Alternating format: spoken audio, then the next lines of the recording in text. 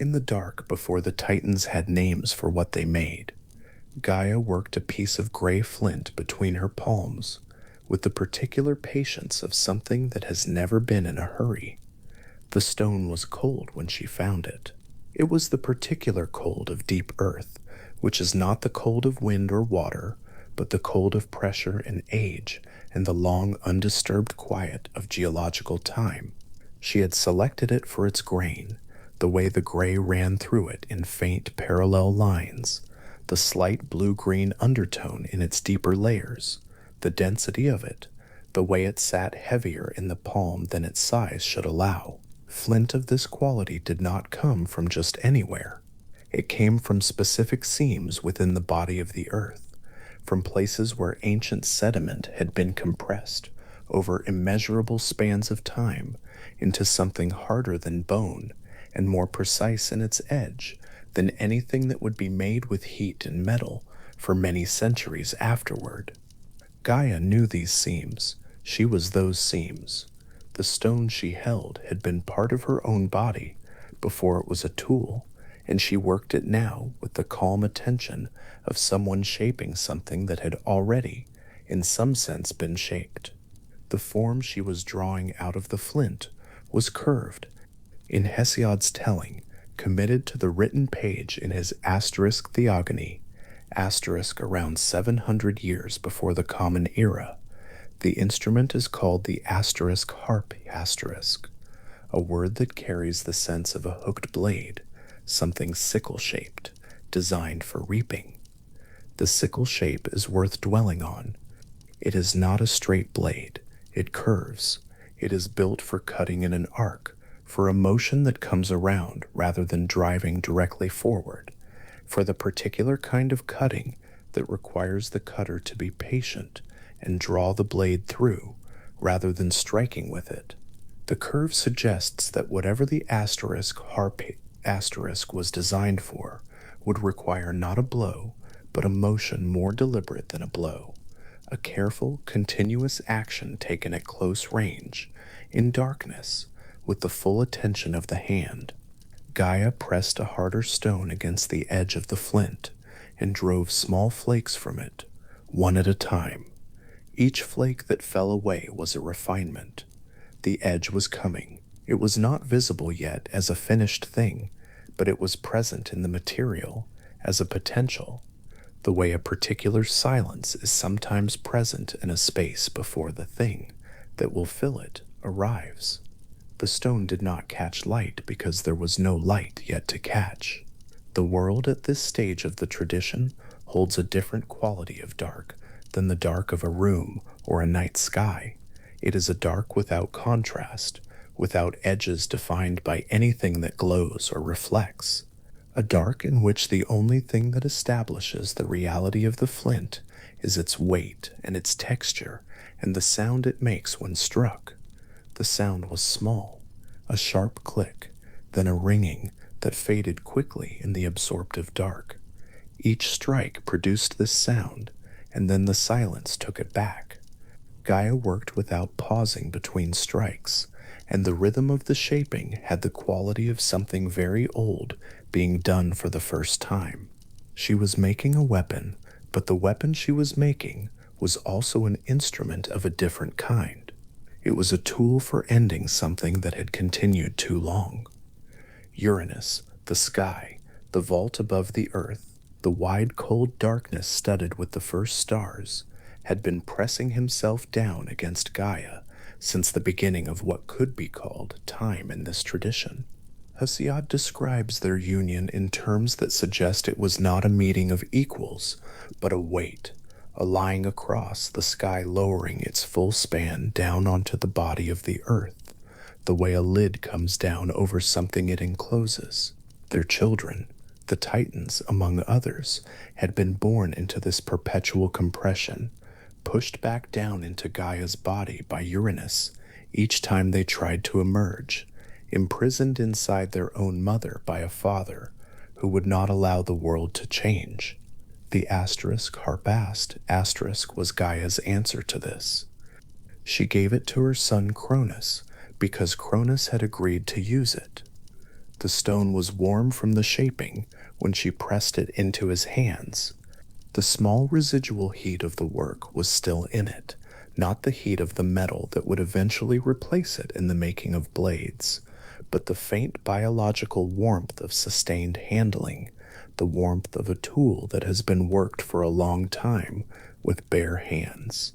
Cronus felt this warmth and took the blade's weight into his grip and understood, in whatever way the tradition understands a titan to understand a thing, what was being asked of him. He waited. Waiting is one of the actions the myth implicitly gives him most of. The plan required waiting for the right moment, which was the moment when Uranus descended again to lie across the earth at night. This was a regular occurrence. The sky came down, as skies do, at nightfall, and the closeness of sky to earth in this part of the tradition is not metaphorical, but literal and physical. The stars on Uranus's body pressed close to the ground.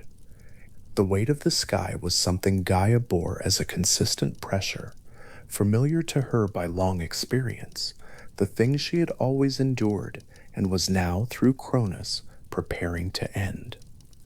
The specific detail Hesiod preserves about Cronus's waiting is the hand. Cronus extended his left hand into the dark to take the first possible grip, and the choice of the left hand carries its own ancient freight. In the Greek world, as in many other ancient traditions, the left hand was the sinister hand, a word that preserves in Latin the association between the left side and something inauspicious, something cunning or oblique, the side from which certain kinds of action must proceed if they are to succeed. To act with the left hand was to act in a particular register, not openly, not with the direct force that the right hand implies, but sideways, with the specific intelligence of someone doing a necessary thing in the only way it can be done. Cronus held the asterisk harp, asterisk in his left hand, and extended it into the dark at the precise angle where sky meets earth, that liminal line, the horizon, where the body of Uranus presses closest to the body of Gaia in the deep of the night. There is a quality of stillness in this image that the myth does not comment on, but that is present in the telling. The Titan standing in the dark, the curved blade extended, the full weight of the sky lowering toward the earth, the night at its deepest. And then the motion, that arc of the blade, that careful continuous cutting, the curved shape of the asterisk harp. Asterisk was designed for, done with the left hand in the dark at the border between sky and earth. The tradition does not describe Uranus as suffering in the way that a mortal might be described as suffering. What the tradition describes are consequences. The immediate consequence was separation, sky lifted from earth with a sudden and permanent directness, the long pressing compression of Uranus's body against Gaia's body, ending in the moment the cut was made. The sky went up, the earth remained beneath. Between them, for the first time in the tradition, there was open space, real distance, air, the gap that would eventually become navigable, the gap into which weather would eventually arrive, and through which birds would eventually move, and across which mountains would eventually look at other mountains without sky pressing between them. This was the first and most durable consequence. But the tradition records others. The blood of Uranus fell upon the earth as he lifted away from it. In the Greek understanding of divine bodies, blood was not simply a fluid, it was a substance of generative power, a carrier of divine nature, something so concentrated with what a god was, that wherever it fell, it had the potential to produce new beings, entire. From the blood that fell on Gaia's body, 3 kinds of beings emerged: the Erinyes, the giants, and the Malaya. The Erinyes were the forces of retributive consequence, the beings who pursued blood guilt and would not stop. The giants were massive and war-prone, and would eventually press against the gods in their own conflict. The Meliai were the ash tree nymphs associated with the making of the first weapons from ash wood, companions to a world in which violence and the instruments of violence were becoming familiar parts of the landscape. Three kinds of beings, each carrying a different aspect of what divine blood becomes when it falls on earth, each establishing a different thread in the tradition that would continue across millennia of Greek mythology. But Cronus did not look at any of this. The myth gives him a single action after the cut, and the action is not looking. He flung the severed flesh over his shoulder without looking back at it, and the gesture carries something specific, not disgust, not ceremony, but a decisive and permanent release of the thing from his attention over his shoulder. The left shoulder, probably, given the hand that held the blade, though the tradition does not specify, flung without looking. The thing arced away from him into the air above the sea, and Cronus did not watch it go. What it meant to throw the flesh of the sky god over one shoulder and into the sea was, among other things, the permanent severing of something that had been continuous. Uranus and Gaia had been together since before the tradition had a way of talking about time. Their union was one of the oldest facts of the cosmology. Sky and earth together, the world's first pairing, out of which so much of what would eventually matter had emerged. The throw completed the cut.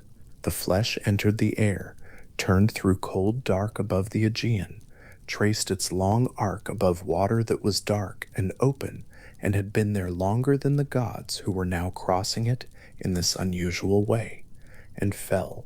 The sound it made entering the water is a detail the myth does not record. Hesiod does not describe it. Later poets do not supply it. The tradition passes over that particular moment in silence, and there is something appropriate about this. The moment of entry belongs to the sea, and the sea does not explain what it receives. The Aegean held the flesh of Uranus in its dark water. This is the state the tradition describes before anything further happens. The sky god's severed flesh in the sea. The sky itself retreated upward to its proper distance, the earth below in its new condition of openness and space, the blood still producing new beings on land, and the sea receiving what had been thrown into it and beginning quietly to work. Hesiod records in the Theogony in the passage around lines 188 to 200 that the severed flesh was carried across the water for a long time. This is not an instantaneous event. The foam does not form immediately. The tradition gives the sea time to do what the sea does, to move the thing it has received, to carry it on currents and in the motion of its own slow surface, to take it from the place where it entered the water and begin bearing it somewhere else. The flesh of the sky god moved on the surface of the Aegean, the way any light object moves on water, not with purpose, not with direction, not with any indication of what it was or what it carried, but simply moving as the sea moved it, subject to the same slow currents and surface tensions that move anything the sea has accepted. And then, at some point in this long transit, in the specific unhurried way the tradition holds this moment, white foam began to form around it. Not foam of the ordinary kind that waves produce at their edges, and that disperses when the wave retreats and the turbulence is gone. This was different. Hesiod uses the word aphros, which is the Greek word for sea foam or froth, and the foam the tradition describes at this moment was foam that persisted. It formed and remained. It widened rather than dispersed. It gathered itself around the thing at its center with the particular slowness of something building toward a form, not fading away from one. The quality of white sea foam on dark water is worth holding in attention for a moment because it is such a specific thing. Sea foam is not the white of snow or the white of cloud, it is a fractured, irregular white made of small air-filled bubbles that cluster together in patches and whose individual surfaces catch light differently at different angles, so that a patch of sea foam appears to have a slight luminosity to it, a faint brightness that seems to come from within the foam rather than from light falling on it from above. Against dark water, this quality of whiteness is pronounced. The foam stands out from the surface of the sea the way a lit thing stands out from its dark ground, not dramatically, not harshly, but with a gentleness that draws the eye steadily toward it. The foam that formed around the severed flesh of Uranus had this quality, and it had something more. It grew. It spread outward from its center in a widening circle that the tradition describes as remaining in place on the surface of the sea, even as the sea moved beneath it, not drifting, not breaking apart into separate patches that scattered on the current. A circle, widening, remaining. This was not ordinary foam behaving in ordinary ways. It was foam that had a particular task, though the tradition does not use language quite that purposeful to describe it.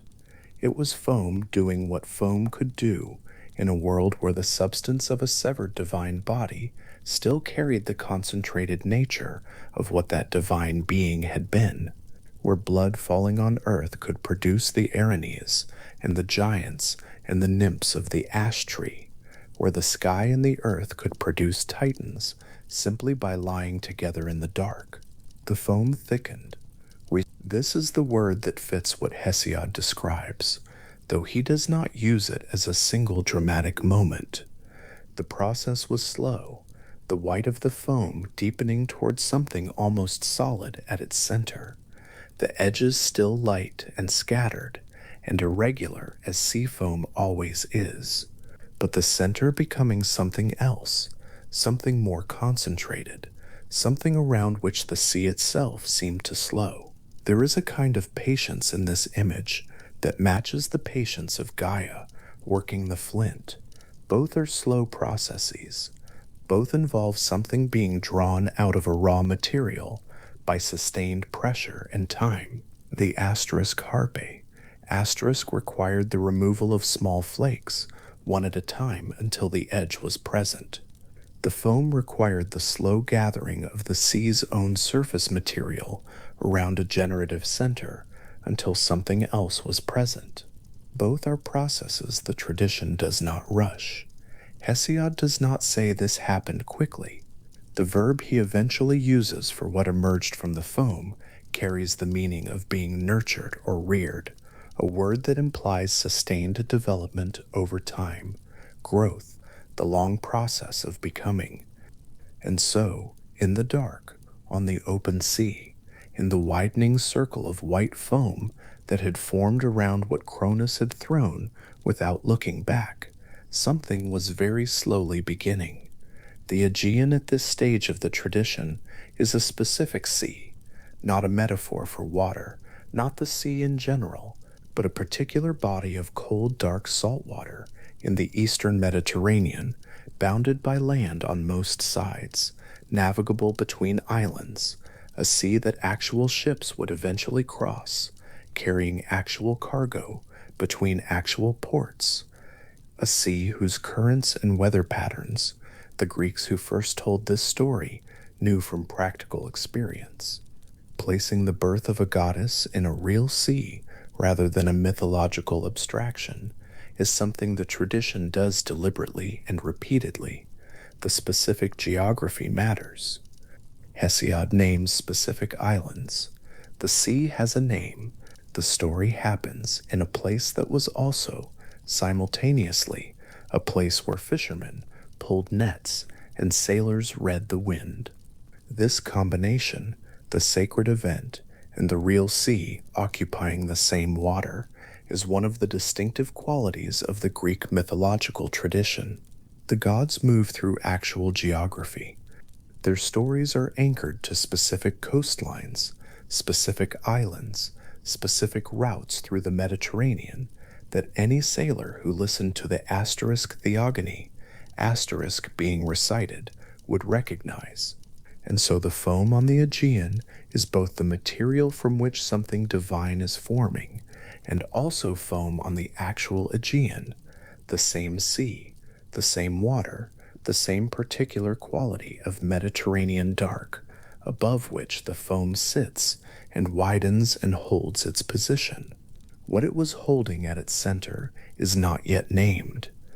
The flesh of Uranus had entered the sea, and the sea had begun to work on it, and the foam was the evidence of this working, the visible mark of a process that was slower than a season and quieter than anything that had happened in this tradition so far, which had not been quiet at all.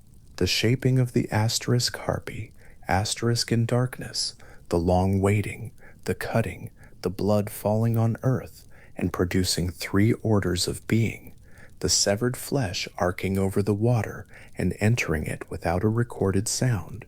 All of this was preparation for what the foam was beginning. The tradition knows this, though the foam does not. The water does not. The cold, dark surface of the Aegean moves in its own ways, under its own conditions, without knowing what it carries. And at the center of the circle of white foam, something is gathering itself with the extreme patience of something that does not yet know it exists, but is already, in the slow language of divine generation, becoming. There is a quality in Hesiod's telling that is worth noticing here. He is not writing a violent cosmogony, or rather he is, but the violence is at the service of something else. The act that produces the foam is brutal by any measure, a son cutting his father in the dark with a blade his mother shaped for the purpose. The blood that falls produces beings associated with retribution and war, and yet the foam that forms from this event is described with a gentleness that is almost at odds with its origin. It is white, it spreads, it nourishes, it rears. The tradition seems to hold both things simultaneously, without resolving the tension between them, the brutality of origin and the gentleness of what origin produces. This is not a contradiction the tradition needs to explain away. It is simply the shape of the thing, as Hesiod tells it, that out of the oldest conflict in the cosmology, out of the severing of the first union and the wounding of the first sky, something formed on the surface of the sea that would become in its own time the goddess of love and beauty and desire. The tradition does not find this ironic. It finds it causal. The act of separation produced the conditions for the formation. The violence was necessary, not because violence is generative in itself, but because the compression of sky and earth together had reached the point where the only way forward was the cut, and the cut had this consequence among its others. The foam holds its position on the dark water. It is not yet what it will become, but it is no longer simply foam. It is a circle of white on the surface of the Aegean, widening very slowly, its edges catching no light, because the tradition has not yet decided what kind of light should fall on it, its center thickening with the specific patience of divine formation, the cold sea moving beneath it and through it and around it, carrying it without dispersing it, holding it the way the sea holds all things it has accepted, carefully and for as long as necessary.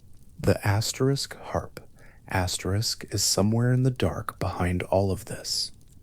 Gaia shaped it in cold silence. Cronus held it in his left hand and extended it into the night at the border between sky and earth. The cut was made. The sky retreated. The blood fell. The flesh was flung over a shoulder into the air and entered the sea without a recorded sound.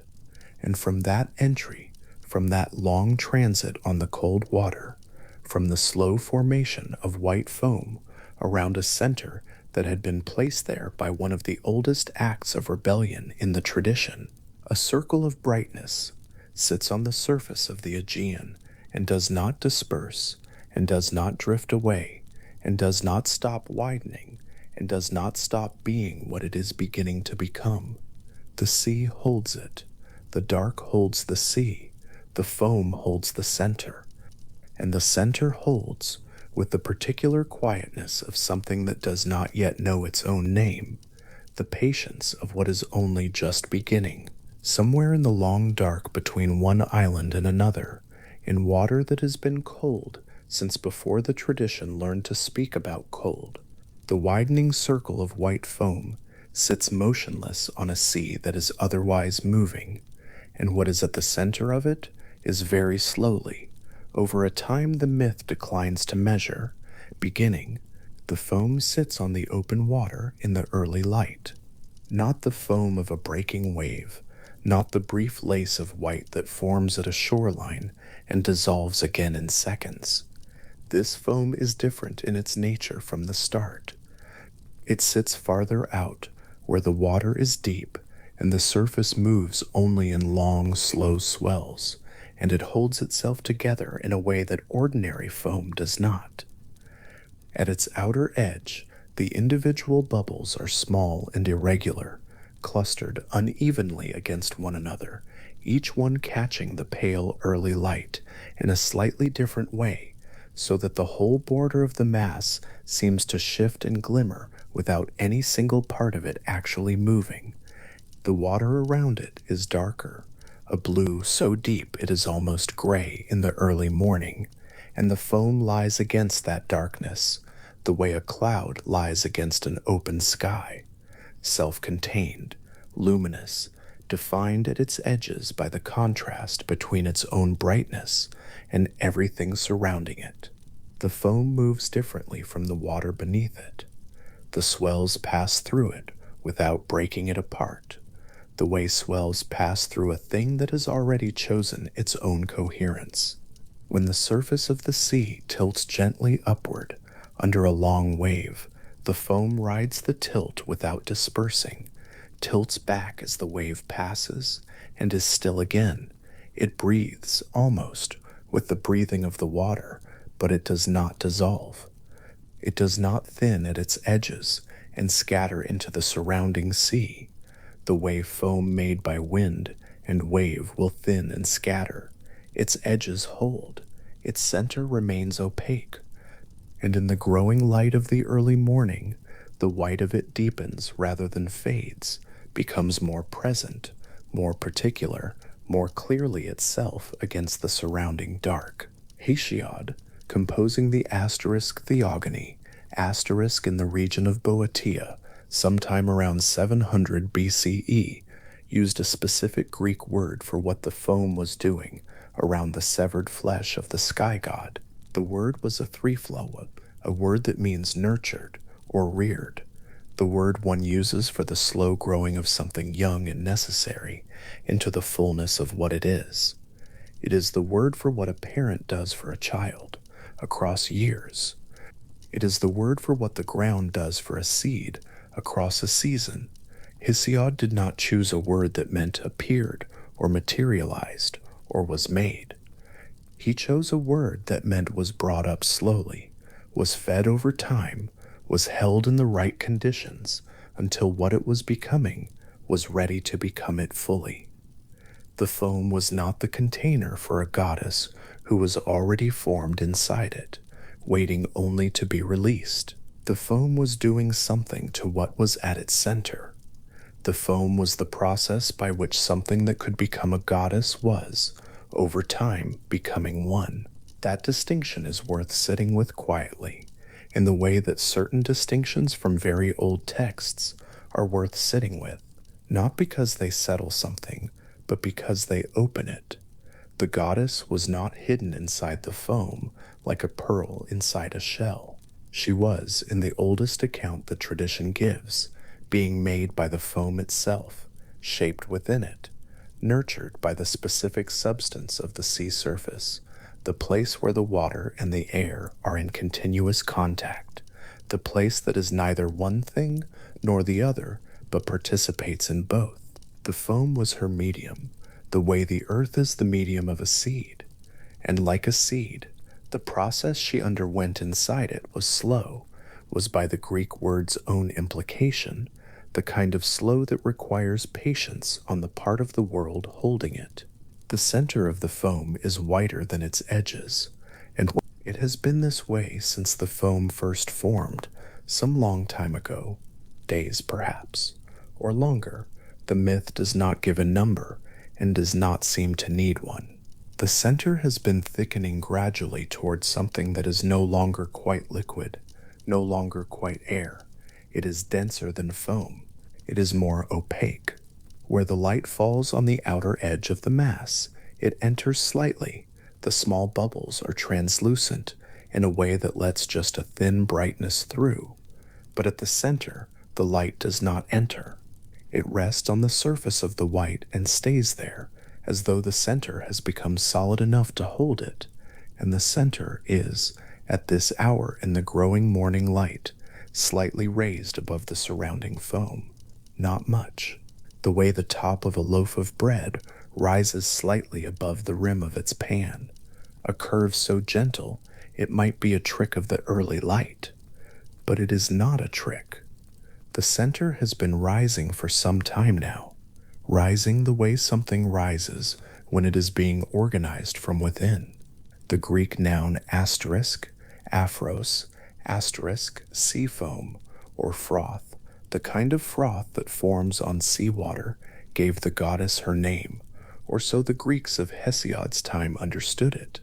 The etymology may or may not hold in a technical linguistic sense, but within the tradition, within the way the Greeks understood the sound of the name in their own mouths, the connection between asterisk, aphros, asterisk, and asterisk, Aphrodite, asterisk was felt as real. The name held the sea foam inside it. When the name was spoken, the substance from which the goddess had come was present in the saying. Hesiod himself, at line 197 of the asterisk Theogony, asterisk makes the connection explicit by stating that the goddess was asterisk and Aphrodite, asterisk nurtured in the foam. The name and the origin were the same thing, one folded inside the other, so that every time anyone called on the goddess, they were also, in some small way, saying sea foam, saying the pale substance on the dark water, saying the thing she had come from, and the substance that had made her what she was. The light is changing. The sky has been lightening since before the foam could be seen clearly, a gradual shift from the deep dark of the open sea at night to the gray of earliest morning, and now the gray is warming at the horizon in the east to something that is almost but not yet gold. The water is picking up the change, its surface shifting from gray-black to a dark blue that is becoming less dark as the light increases, and the foam in the center of the wide pale mass on the surface is doing something that has not happened before in all the time the foam has been sitting on the water. The raised curve at the center is moving, not dispersing, not breaking apart and reforming, moving in the way that something moves when it is organizing itself around the decision to become different from what it has been. The shape that is becoming visible within the foam is not sudden.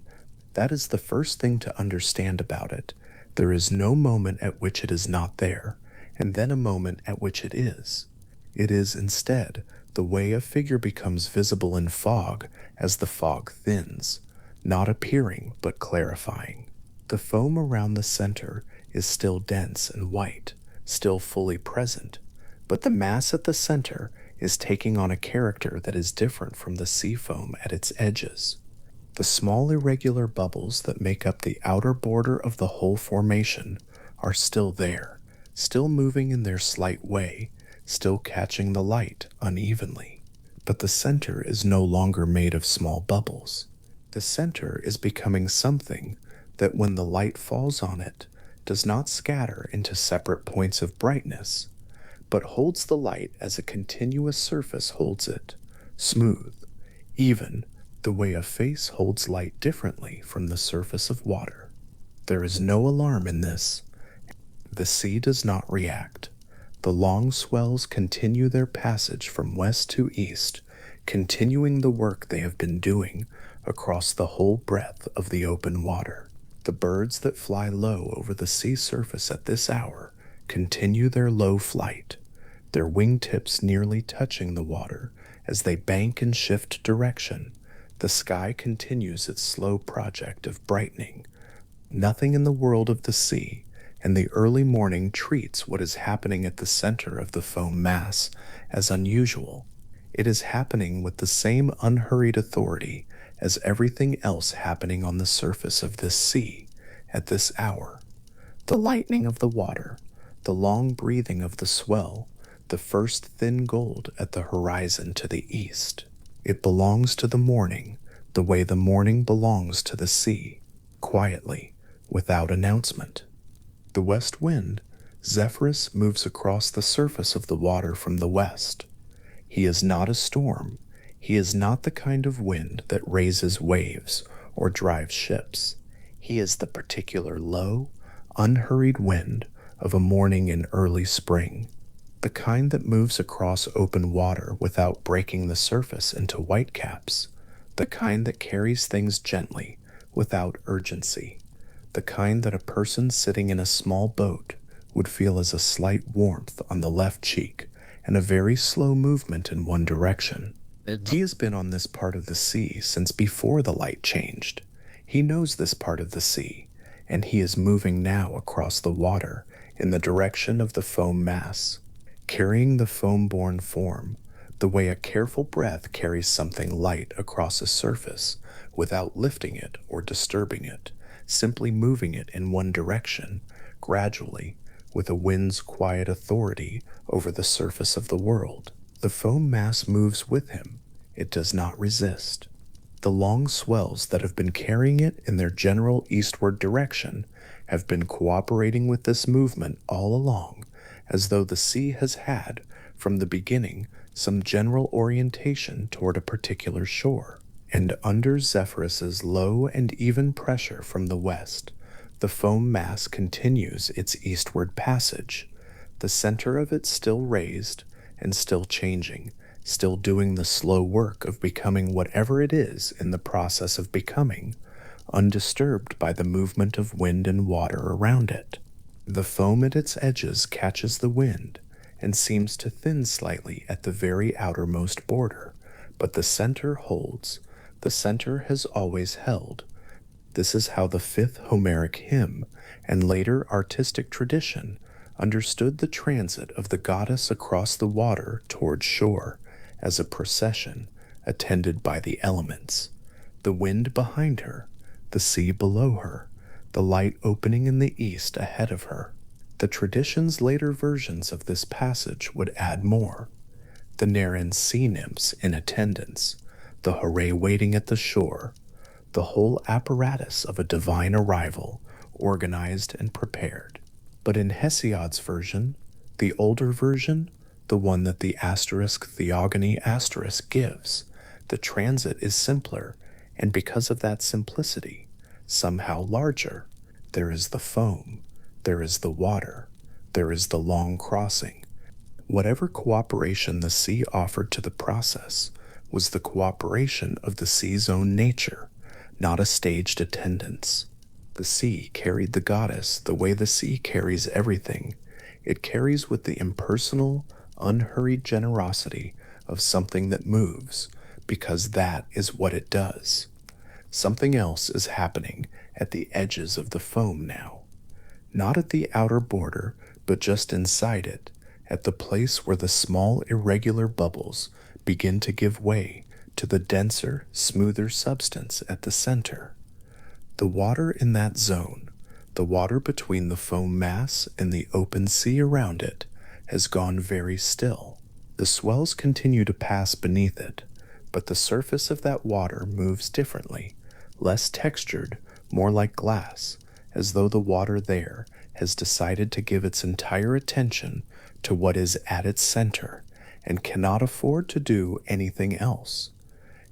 a small circle of glassy stillness surrounding the foam, and within the foam, the shape that has been clarifying all morning is now, in the strengthening light of the sun, coming up in the east, unmistakably a shape, a continuous surface, held upright against the morning sky, the particular smoothness of something that has organized itself completely.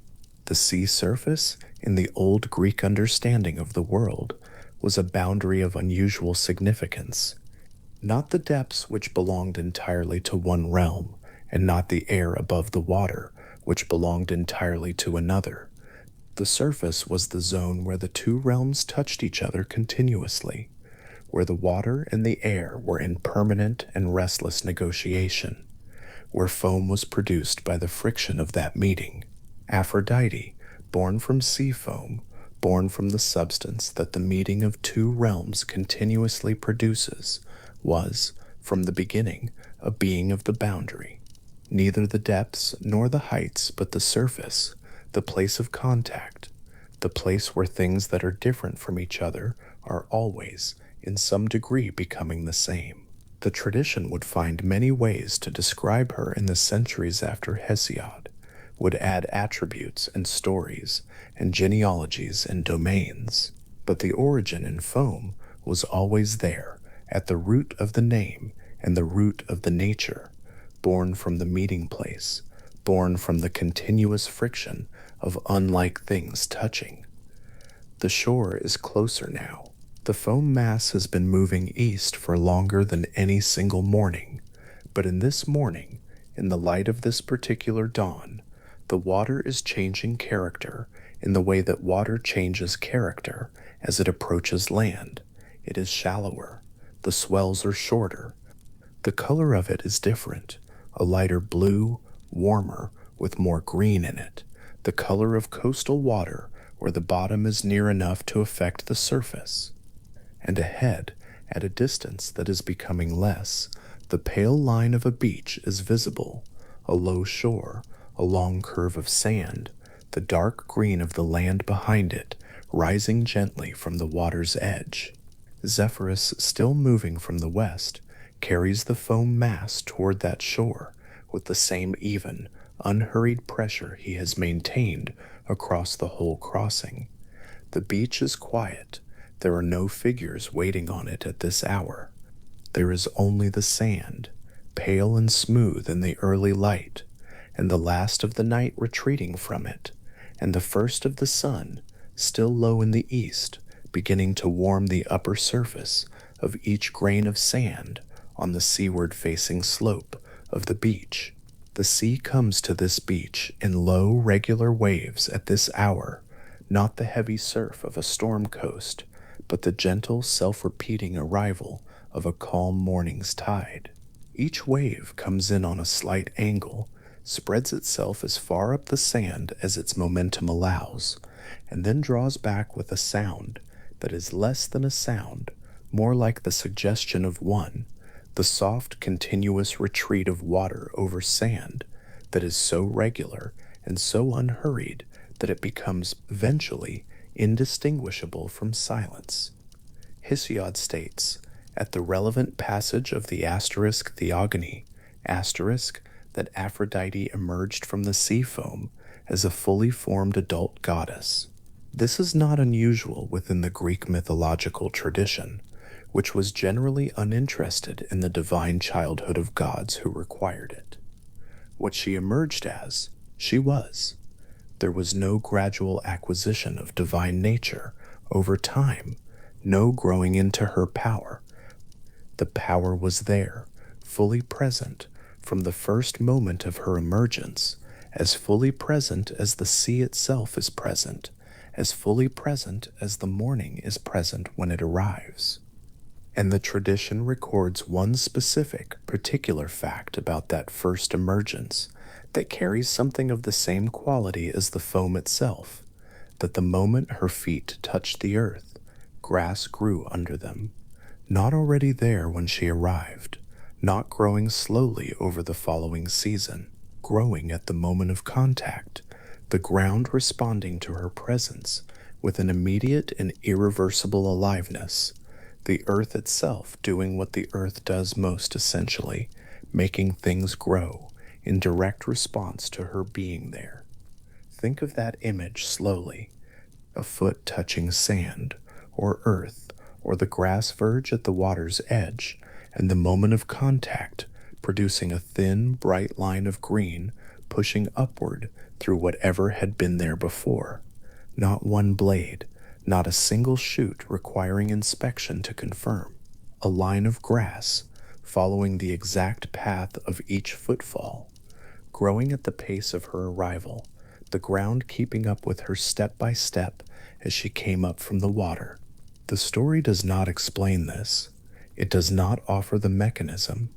It simply records the fact, the way the oldest accounts of the tradition often simply record facts without pausing to interpret them, trusting the image to carry whatever it needs to carry without assistance. The ground grew grass under her feet. The world was different for her presence in it. And that was all the tradition said, and that was apparently enough. The foam mass has reached the shallows. The water here is low enough that the swells break before they reach the shore, long, low, spilling waves that spread themselves gently across the sand and retreat, spread and retreat in the measured rhythm that the sea maintains in calm weather. The foam mass rides the last of the deep water, and then as the bottom comes up beneath it and the swells begin to crest and spill, begins its entry into the shallows. The outer edge of the foam touches the first of the breaking waves and breaks apart, the small irregular bubbles at the border dispersing at last, spreading thinly across the surface of the shallow water, mixing with the ordinary sea foam of the wave break. But the center holds. The center has always held. The smooth, continuous surface at the middle of the formation rides the gentle shoreward push of the water, carried by the last of the swell's momentum and the last of Zephyrus's low, warm wind from the west, and it moves toward the shore with the complete, unhurried calm of something that has been moving in this direction for as long as it has existed. The asterisk, Ludovisi throne. Asterisk is a carved marble relief made in the 5th century BCE, somewhere around 460 BCE. The scholars of it generally agree, and now kept in the Museo Nazionale Romano in Rome. It depicts on its central face a woman rising from the sea. The lower half of her body is still within the water, still held by it. The thin stone carved to suggest wet fabric, clinging to a form below the surface. 2 figures stand on either side of her, their hands extended, their fingers beneath her arms, lifting her gently upward from the sea to the land. The woman herself, the woman who is being lifted, who is rising from the water between the 2 attendants, has her eyes downcast or closed. Her face carries an expression that the stone has preserved for 2,500 years, not triumph, not urgency, not arrival in the sense of something achieved, something quieter and more interior than any of those. The look of something that has been a long time becoming, and has finally become. The hands of the attendants in that carved relief are the detail that remains after everything else in the image has been looked at and set down.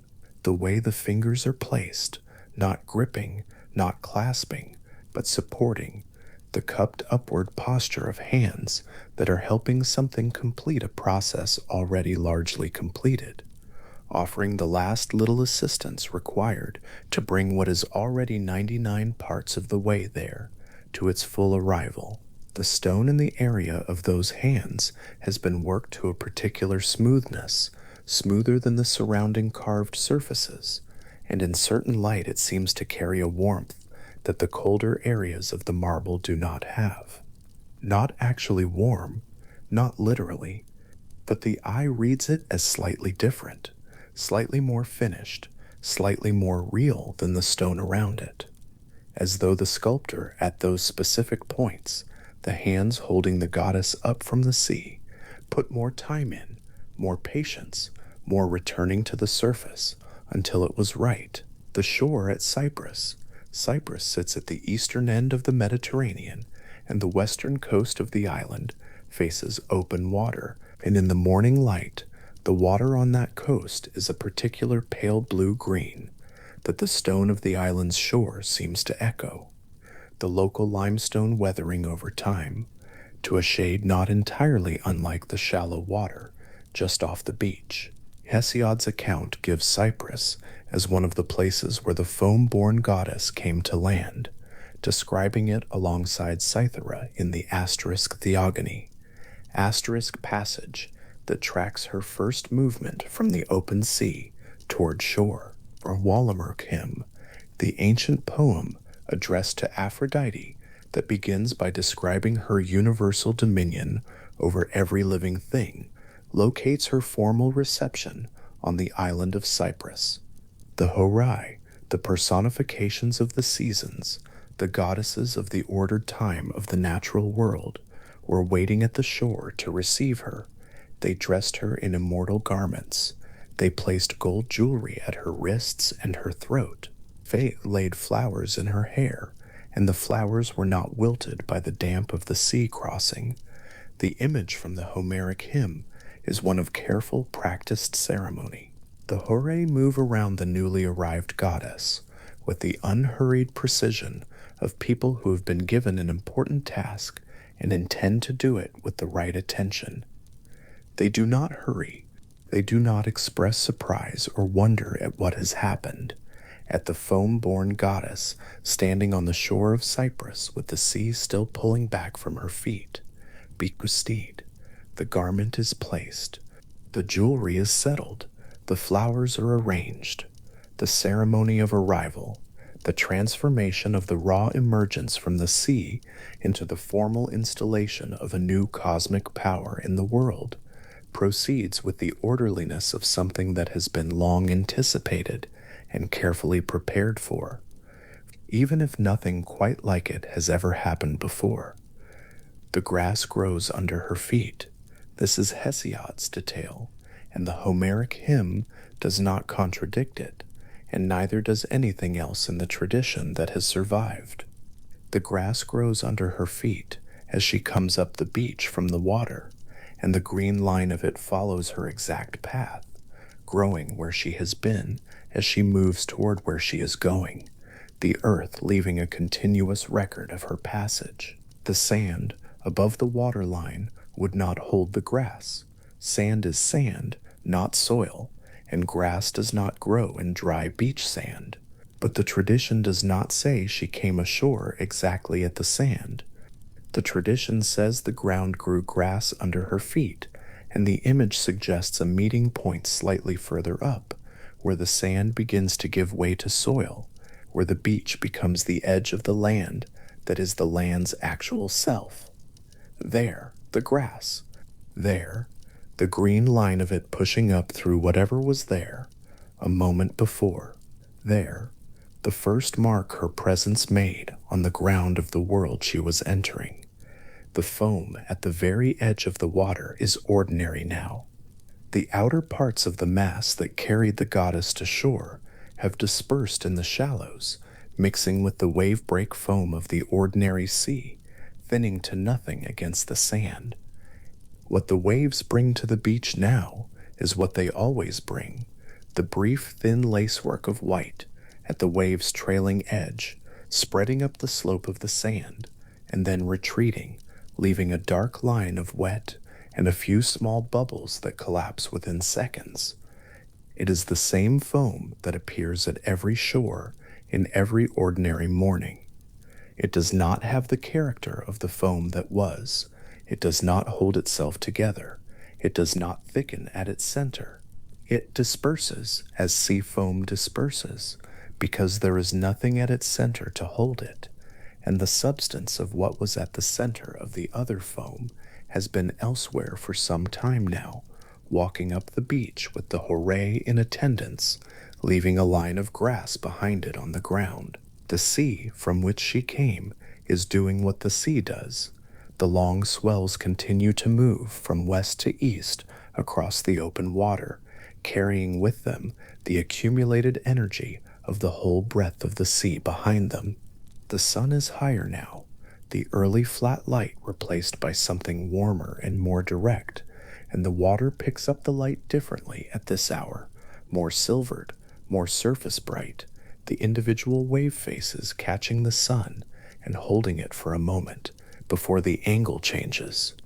The coastal water is a clear pale green, and in the shallows just off the beach, the sandy bottom is visible through it, rippled in the patterns that moving water makes in sand, changing continuously and remaining always the same. The birds that were flying low over the open water earlier are at the shore now, moving along the wave line, doing what shorebirds do in the morning. Nothing marks the place on the surface of the water where the foam mass was. There is no trace, no circle of strangeness, no residue of what the water held and carried for however long it held and carried it. The sea does not maintain a record of this kind. Whatever happened at a given point on the surface of the sea happened there and is now over, and the sea has moved past it, has continued, has kept going, in the way that the sea always keeps going. The Theogony's account of the foam's formation uses the language of long duration. Hesiod describes the flesh being carried on the water, asterisk epipolon, chronon, asterisk across much time, and whatever that duration was, the sea held it for the whole of it without showing any sign. The sea simply held it, carried it, and when the holding and carrying was done, continued. She is standing at the exact line where the last wave recedes from the sand. The wave has come up the beach in its low, spreading way, and has reached as far up the slope as this particular wave's momentum allows, and now it is pulling back, that slow, continuous, slightly reluctant withdrawal of water back toward the sea. The surface tension of it, maintaining the thin film across the sand for a moment longer than physics strictly requires, and then releasing, and she is standing at the upper edge of where that film reached. The sand around her feet, still dark with wet, the retreating water pulling back from her, not around her, but from her. With the slight change in direction that water makes when it moves around the base of something that has claimed its place on the shore. The hooray have settled the last of the garments. The gold is at her throat and wrists. The flowers are in her hair, still fresh, and the slight salt smell of the sea crossing has not yet left them. The sea continues to pull back from her feet. The wave that has just retreated will be followed by another, and that one will come up the beach and retreat in its turn, and the next after that, and the one after that, in the endlessly self-repeating rhythm of a calm shore in morning light. She will not still be standing exactly there when the next wave arrives. She is already moving up the beach, up toward the line of grass that has grown where she has already walked, up toward the land that extends inland from this shore in the green and gold of the season, the hooray of spring, have prepared.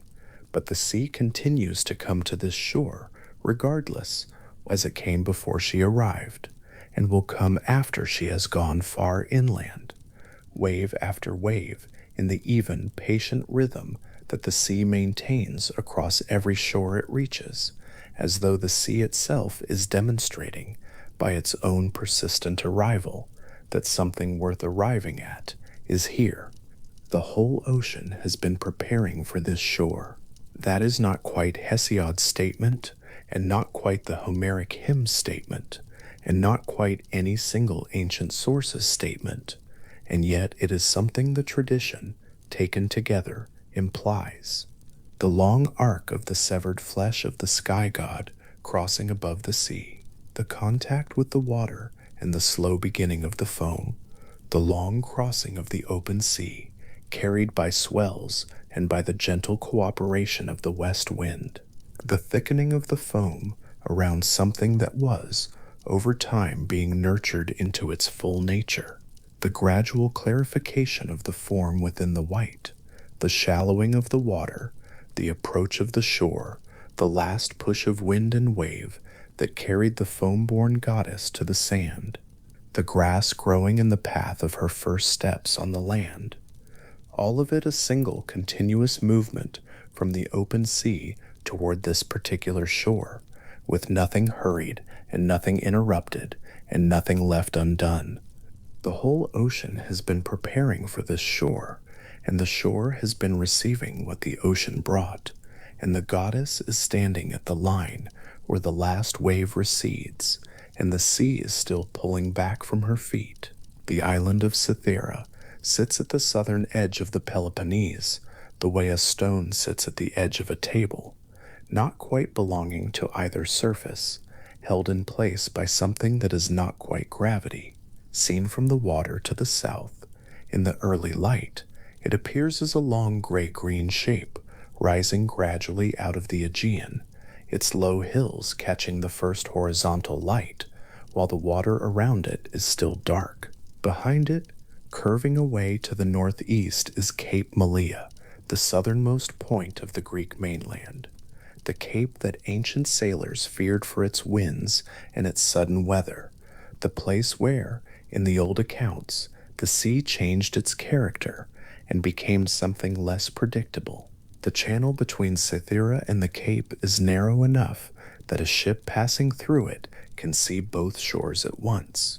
It is the kind of geography that insists on attention, a pinch point, a threshold, a place where the open water to the south narrows before it widens again into the Cretan Sea. Hesiod, composing the Theogony in the 8th century, before the Common Era, named this island specifically.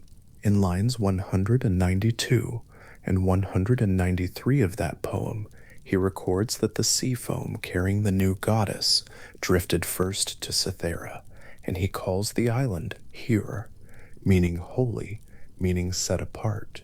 The word is not decorative. In Greek usage, Hyr marks something as belonging to the gods, as standing in a different relationship to ordinary space than the ground around it.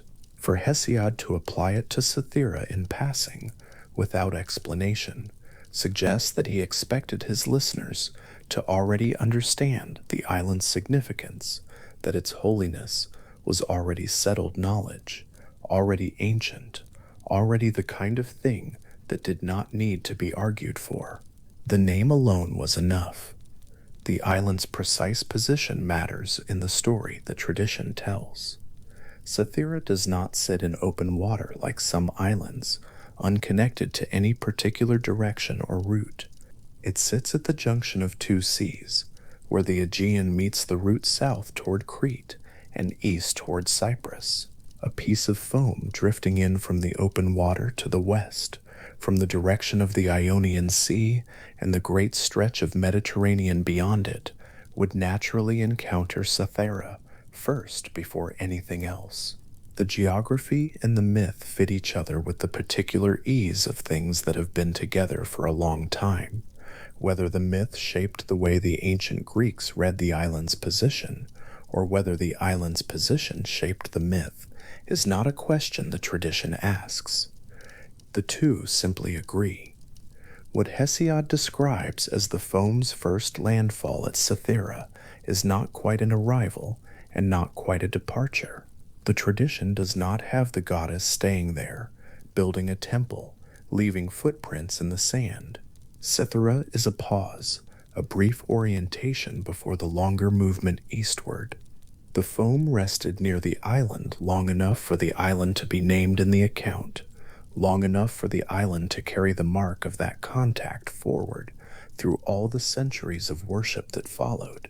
The relationship between Cythera and Aphrodite is geological in its permanence, not an event that happened and ended, but a condition that the island has inhabited ever since. From Cythera, the route the tradition describes moves east across the Cretan Sea, past the long spine of Crete itself, and then further east into the waters below the Anatolian coast. This is an old route. Phoenician traders had worked it long before the Greek world reached the form we recognize in Homer and Hesiod. Bronze Age merchants had moved tin and copper and cedar along it. The sea between Cythera and Cyprus is not empty mythological space. It is one of the most traveled corridors in the ancient Mediterranean, and the goddess's movement through it, in the tradition's account, follows the same eastward pull that drew ships and traders and cultures from the western edge of the sea toward its eastern basin for more than 2,000 years. The island of Cyprus appears at the eastern end of this movement. In Theogony, line 193, Hesiod names Cyprus, Kypros, as the place where the goddess came ashore. If Cythera was the threshold, Cyprus was the arrival. And the tradition's choice of Cyprus is not arbitrary. The island sits at the eastern edge of the Aegean world's horizon, closer to the coasts of Syria and Lebanon than to the Greek mainland, positioned at the point where the cultures of the eastern Mediterranean met and exchanged and accumulated in each other. For a goddess whose origins the tradition was still working out, whose connections to older Near Eastern figures were present enough that later Greek writers recognized them, Cyprus was precisely the right ground to arrive on. The ancient city of Paphos stands on the western coast of Cyprus, looking out toward the open sea.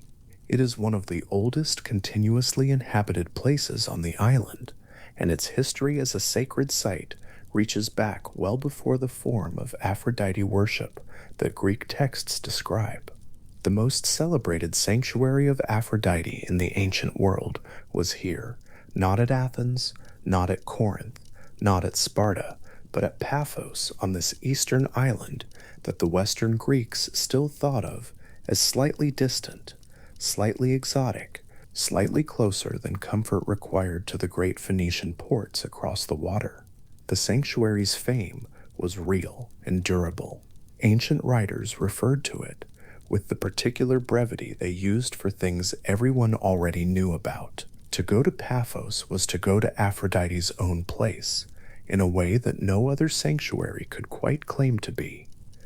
What the sanctuary at Palaepaphos, the old Paphos, now called Kuklia, a few kilometers inland from the modern town, contained at its innermost point, was not what a visitor expecting a temple might have anticipated. There was no great carved statue. There was no painted cult image showing the goddess in her recognized form.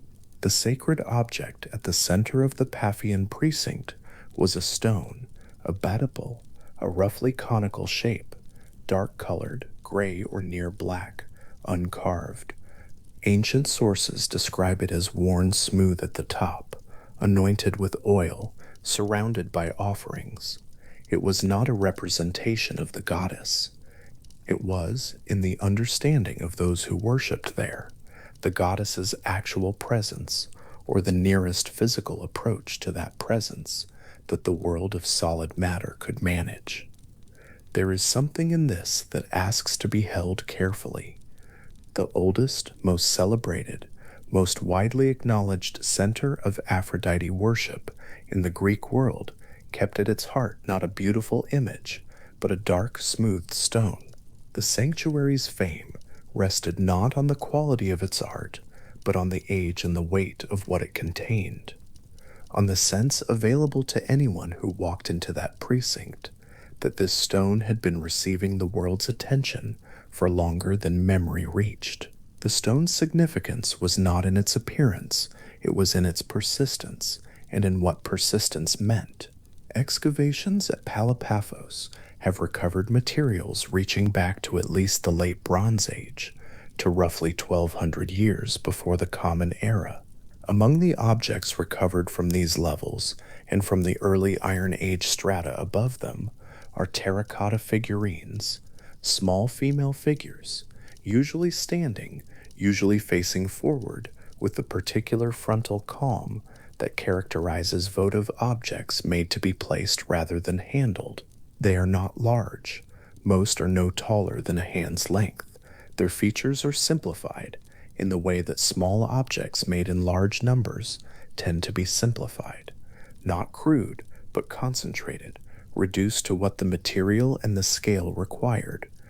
Scholars working with these figurines have identified them as representations of a goddess of love and fertility, whose cult was already established on Cyprus before the specifically Greek form of Aphrodite worship arrived. The goddess these figures embody, and the goddess that the Greek tradition named Aphrodite grew into each other, or perhaps more precisely, the Greek tradition found on Cyprus, a divine figure whose domains were close enough to what the Greeks meant by Aphrodite that the two could be understood as the same. One of these figurines, seen in its display case in a museum somewhere, returns the eye in a particular way.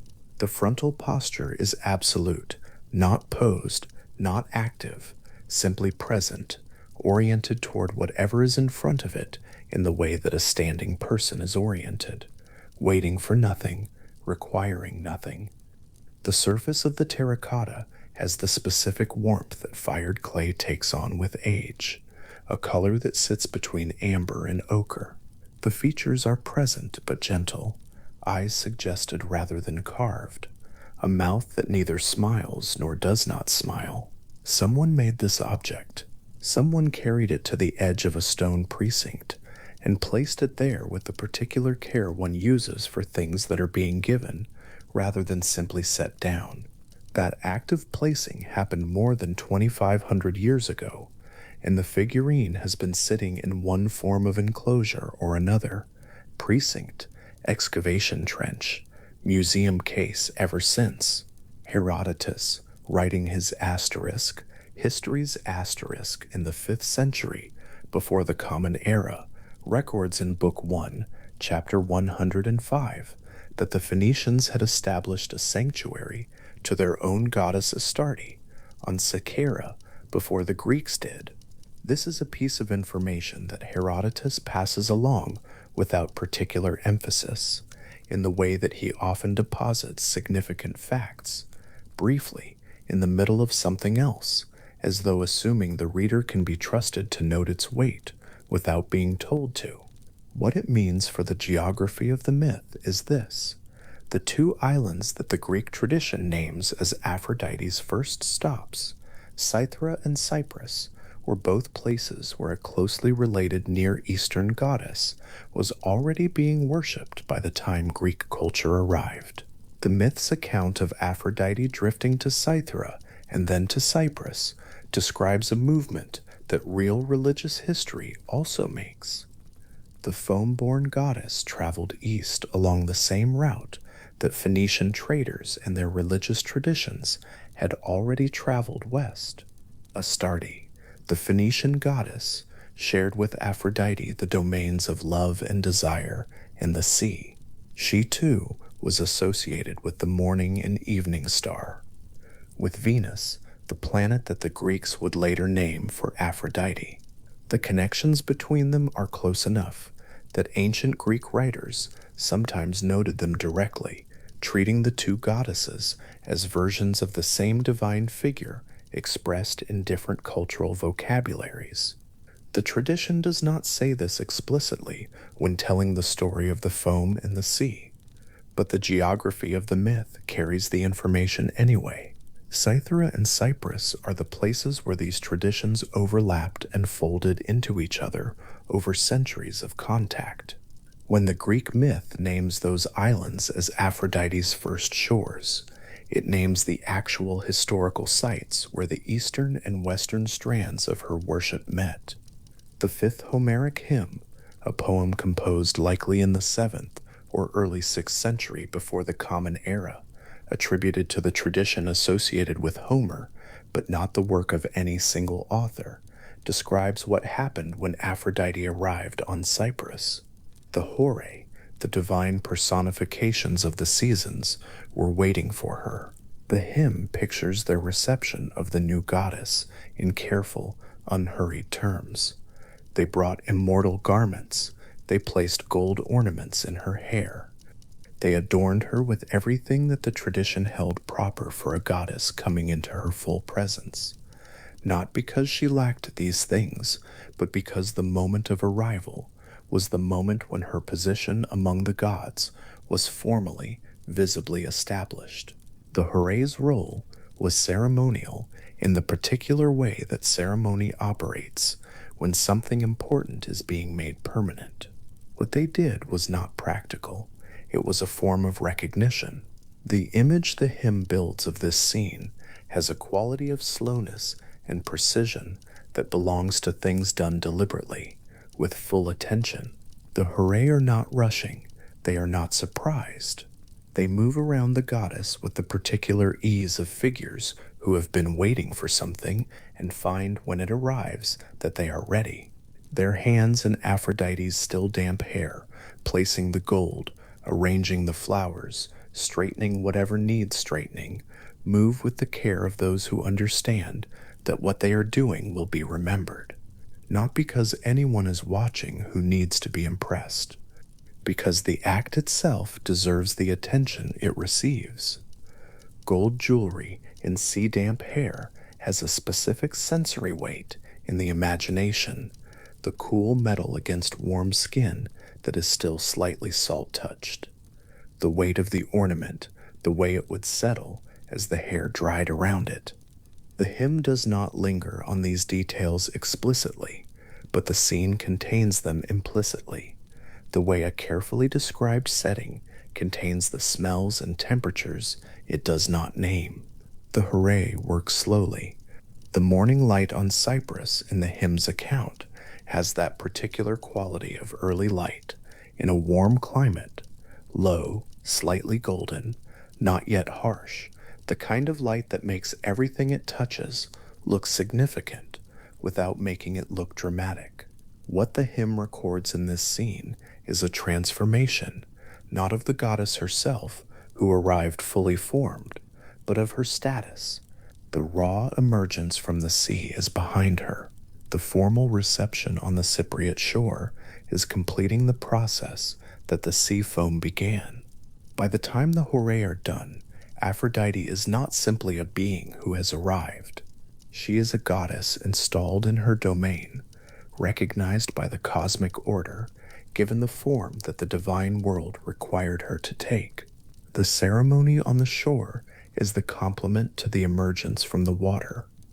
Both were necessary. The sea produced her, Cyprus received her. The precinct at Paphos, when it was in full use, would have been approached from outside, along a path marked by the things worshippers brought with them. Ancient sources describe the smell of myrrh as a constant presence in the sanctuary, a smell so characteristic of the place that it seemed, to those who wrote about it, to belong to the stone itself. Myrrh is a resin, brownish amber when dry, with a smell that combines the sweet and the slightly bitter in a way that is immediately recognizable and difficult to accurately describe. It was burned at temples throughout the ancient Mediterranean, but at Paphos it seems to have been especially associated with the specific presence the sanctuary housed.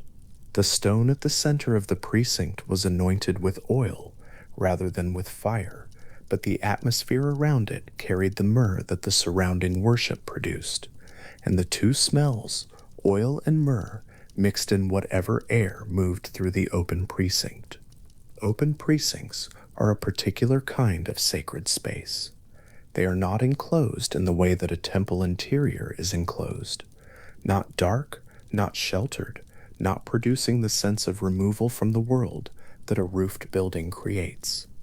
An open precinct keeps the sky.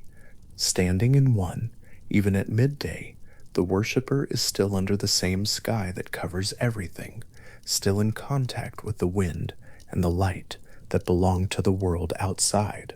What the precinct's walls do is mark the boundary. This ground is different from the ground outside, not because of what covers it, but because of what has happened here, what has been brought here, what continues to be brought. The stone at Palapaphos sat in this kind of space. It was outdoors, under the Cypriot sky, in a precinct that was bounded and marked but not roofed, for at least some of its long history. The presence it embodied was available to the weather.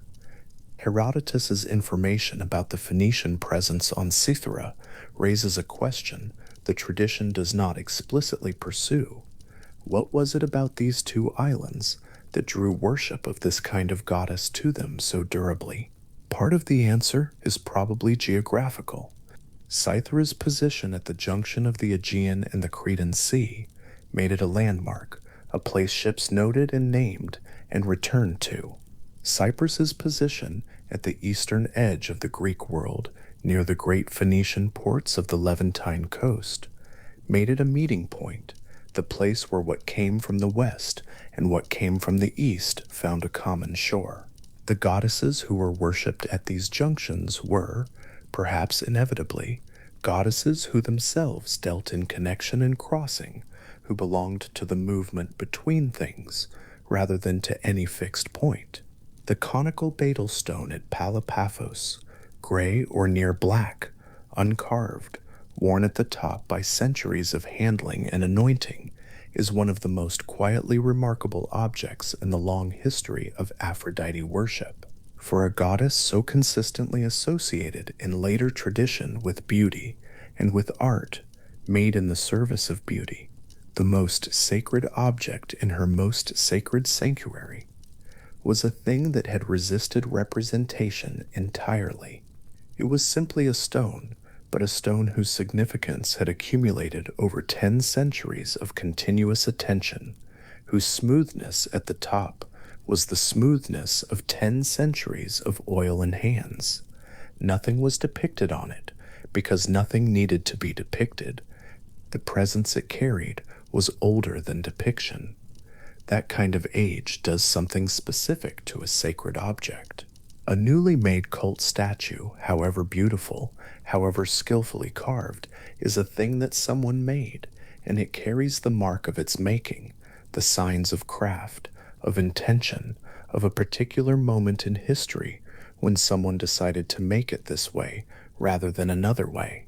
A stone worn smooth by 10 centuries of use has moved past that.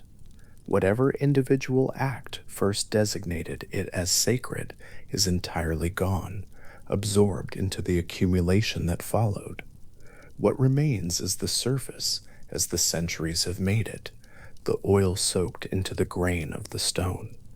The small variations in smoothness that map the places where hands most often rested, the specific color that comes from something being anointed repeatedly over a span of time that no single memory could hold.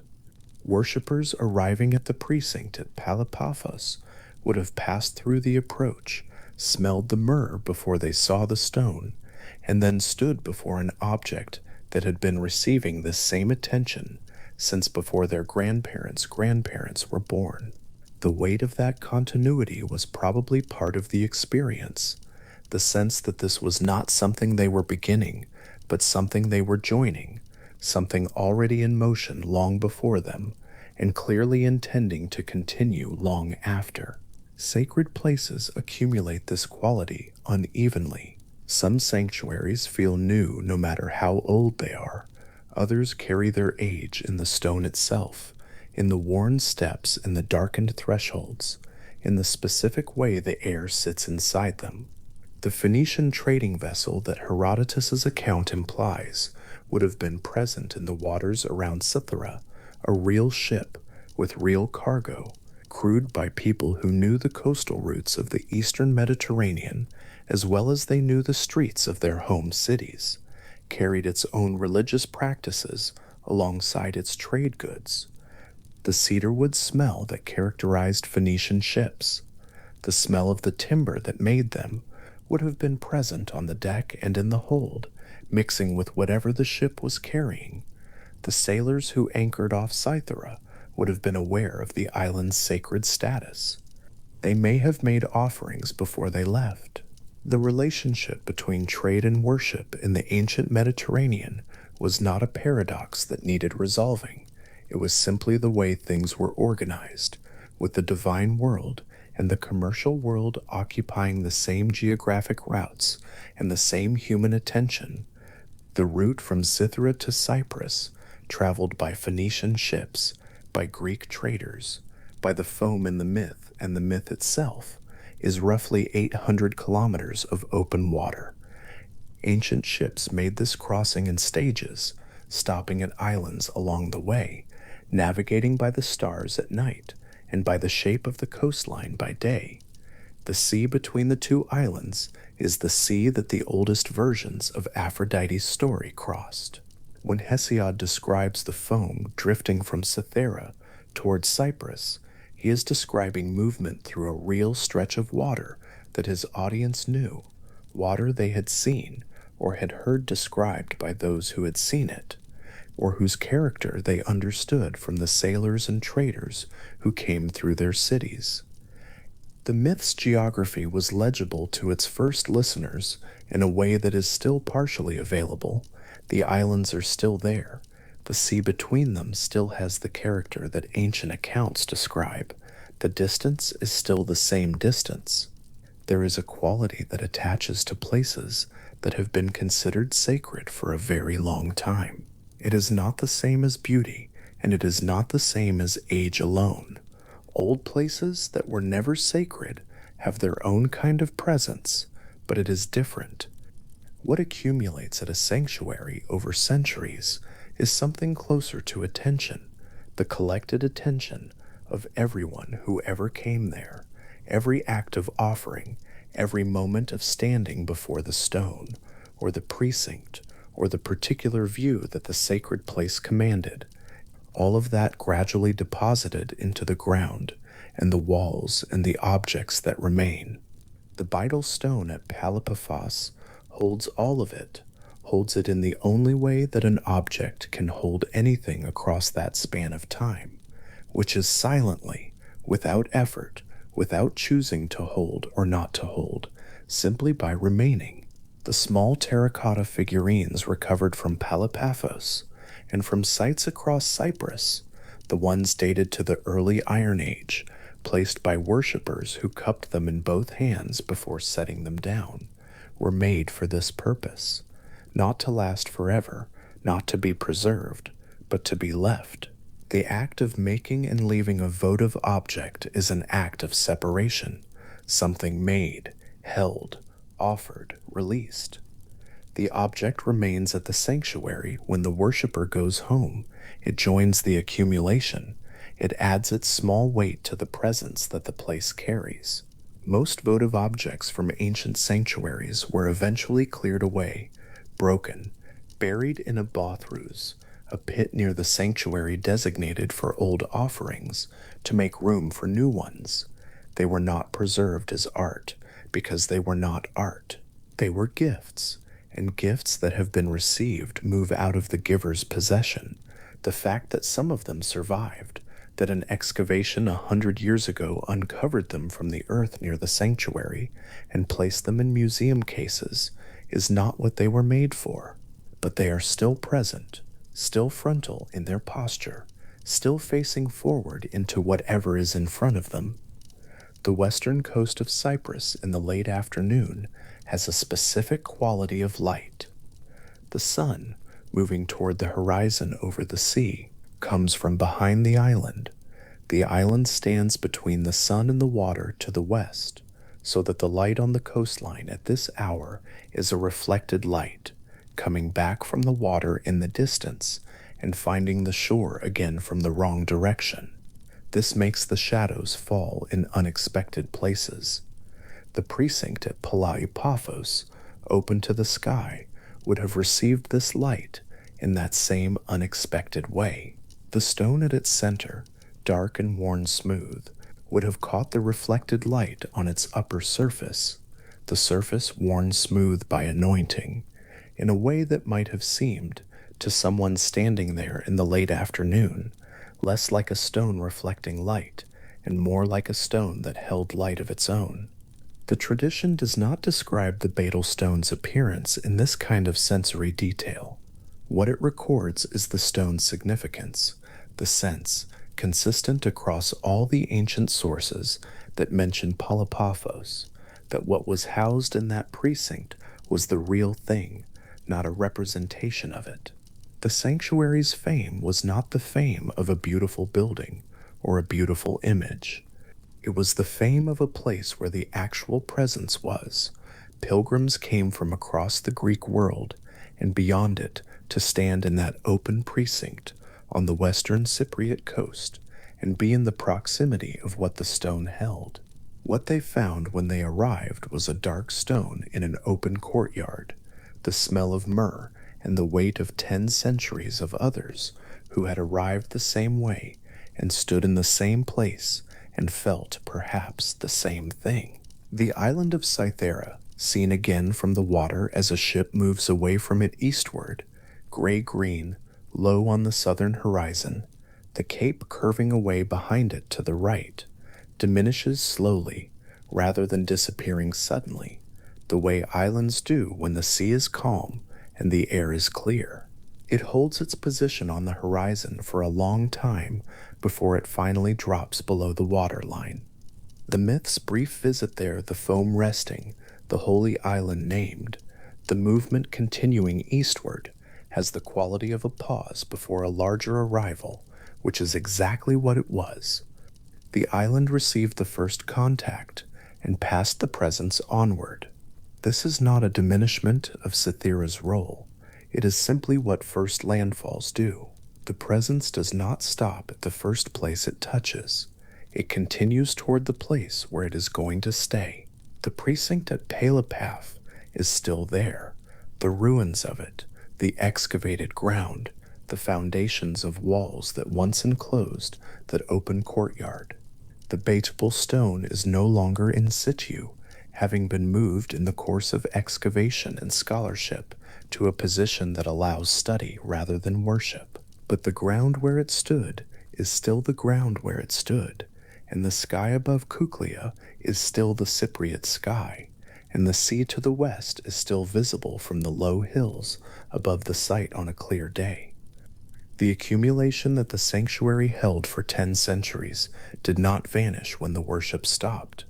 It passed into the category of things that are no longer active but have not disappeared, that exist in the way that old places exist, carrying what happened in them in the only way the material world can carry anything across time, which is quietly, without announcement, in the worn surface and the shaped stone and the particular way the air sits in a place that has been used for a long time for the same purpose.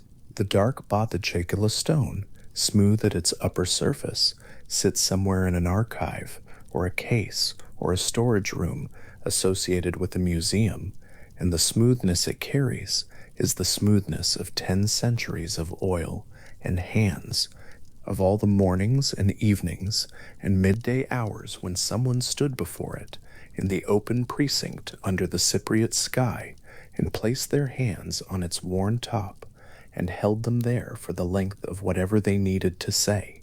That smoothness is still in the stone. The hands that made it are long gone.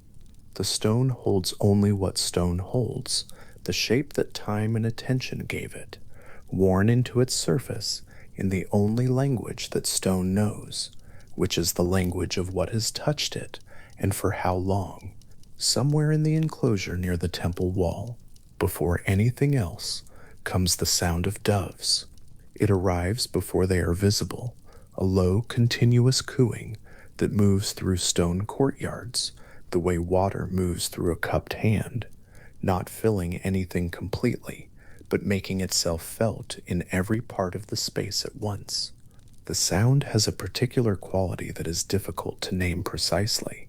It is soft, and it is rhythmic, and it carries in it something that the surrounding stone amplifies without sharpening, so that a single dove sounds like several, and several sound like the place itself is producing the sound from somewhere below the surface of the ground. Anyone who has stood in the early morning near a temple precinct where doves were kept would have known this sound as the first indication that the sanctuary was near, long before the columns or the offering tables or the smell of burnt cedar came into range. The cooing drifted outward from the enclosure at its own pace, unhurried, not calling anyone toward it so much as simply continuing, the way a sound continues when it has been continuing for a very long time and has no particular reason to stop. The dove was Aphrodite's most universally recognized sacred bird across the Greek world, and the tradition connecting her to doves is one of the oldest continuous threads in the whole fabric of her mythology. Doves were kept at her temples and appeared repeatedly in her iconography, not as decoration, but as a constitutive part of how her divine presence was understood to move through the world. In the Greek imagination, the dove carried something of the goddess in its very nature, its capacity for tenderness, the soft persistence of its sound, the particular warmth of its body held in the hand. When artists depicted Aphrodite traveling through the air in her divine chariot, it was doves that drew it, their white wings moving in the same slow rhythm as the sound they made on the ground. The image is not one of speed or urgency. It is an image of a kind of effortless, unhurried transit, a goddess conveyed across the sky by creatures whose nature was already close to her own. Sappho, composing her verse on the island of Lesbos in the late 7th and early 6th centuries before the Common Era, described the goddess arriving in just this way. In her first ode, the one poem of hers that has survived in its entirety through the long passage of copying and recopying that brought ancient texts forward into the world where they can still be read, she addresses Aphrodite directly and recalls a previous occasion when the goddess descended from Olympus in answer to her prayer. The chariot Sappho describes in that poem is drawn not by doves but by sparrows, swift, rapid, dense with motion, and Aphrodite herself in the poem arrives with a half smile and asks without judgment what it is this time that Sappho wants. The sparrow was also sacred to Aphrodite throughout antiquity, associated with her through the bird's perceived prolific nature, the sheer abundance of its small life, the rapid energy it carried compared to the slower softness of the dove. Between the two birds, the whole register of the goddess's domain is held, the sparrow's quickness and the dove's long continuous warmth. In the stone enclosure near the temple, the doves are still moving in that particular combination of stillness and sudden purposeful motion that doves have, pausing completely, then stepping forward 2 paces with absolute certainty, then pausing again as if the forward motion required a brief consultation with something internal before it could continue. The coastal light in the early morning is low and slightly golden, and the feathers of the doves catch it differently, from different angles, going gray and then almost white, and then a pale iridescent color that doesn't have an obvious name. The enclosure itself is small, built at a slight remove from the main precinct, so that the sound of the birds would carry into the sanctuary without the birds themselves moving through the more formal spaces. This kind of arrangement, the sacred animal given its own particular zone within the larger sacred geography, was characteristic of how Greek sanctuaries organized the living presences they kept within their boundaries. The doves were there, and their being there was itself a form of offering, a form of attention given permanent material shape. The myrtle grew along the low wall at the edge of the precinct, planted there and tended there across many seasons, its dark small leaves holding their particular smell with a quiet constancy that did not depend on wind or rain to release it, but was simply present, low and sweet and slightly resinous, in the air around it at any hour of the day. Myrtle, the plant whose Greek name is *myrtus*, was Aphrodite's sacred plant above all the others that grew in the Greek world and were associated with her in various ways. And the depth of that association ran through nearly every aspect of her cult, from the most ancient sanctuaries to the most everyday forms of devotion. It was planted at her temples. It was worn by worshippers who came to honor her, woven into wreaths and garlands, and laid against the skin or the hair as both an offering and an adornment. At Greek weddings, the ceremony through which the social and ritual world most fully entered Aphrodite's domain, myrtle appeared as a constant presence, carried in the procession, worn by the bride, placed among the offerings made to the goddess, whose blessing the union required. The smell of myrtle, pressed between two fingers, releases in a brief concentrated form the quality that the plant carries in its ambient presence at all times. Sweet, yes, but also slightly sharp underneath the sweetness, with a quality that ancient sources described in terms of warmth and generative energy. The connection ancient writers drew between myrtle and Aphrodite was not simply a matter of convention or assignment, the kind of association that says this flower belongs to this god because the tradition has decided so, and the flower's own nature is beside the point. The myrtle seems to have been understood as genuinely Aphrodite's in some more intrinsic sense, as if the plant embodied in its smell and its small dark leaves something that belonged to the same order of reality as the goddess herself. Tender, persistent, not showy but deeply present, carrying its quality wherever it was taken. A worshipper who wore a myrtle wreath to the festival and then walked home through the city afterward would carry the smell with them the whole way, a slow dispersal of the sacred into the ordinary world of the streets and the doorways and the evening air. The wreath at the wall releases its smell now in the still morning. The small leaves are dark and slightly glossy, and where two of them overlap, the shadow between them is nearly black, while the edges that catch the light hold their green in a bright, concentrated way. The way green holds itself at its most vivid when the light comes from an oblique angle rather than directly above. A worshipper who pressed a sprig of myrtle against the stone at the base of an offering, or laid a wreath across the threshold of a sanctuary door, or tucked a small branch into the belt of a garment before entering the precinct, was doing something that had been done in the same way at the same kind of place for a very long time, not because the gesture had been codified into a formal requirement, though in some contexts it had been, but because the connection between the plant and the goddess was felt to be real enough that the plant carried the attention of devotion effectively, that bringing the myrtle was a way of bringing something of Aphrodite's own nature back to her. There is a passage in Homer's Iliad, composed in the 8th century before the Common Era, or derived from an oral tradition older still, that describes a different kind of object belonging to Aphrodite, one that works at a different scale and by a different logic from the dove in its enclosure, or the myrtle at the threshold. The object is called the Kestos, Hemus asterisk, and Homer describes it in the 14th book of the Iliad. In a passage where Hera goes to Aphrodite and asks to borrow it for a purpose, the goddess does not immediately understand.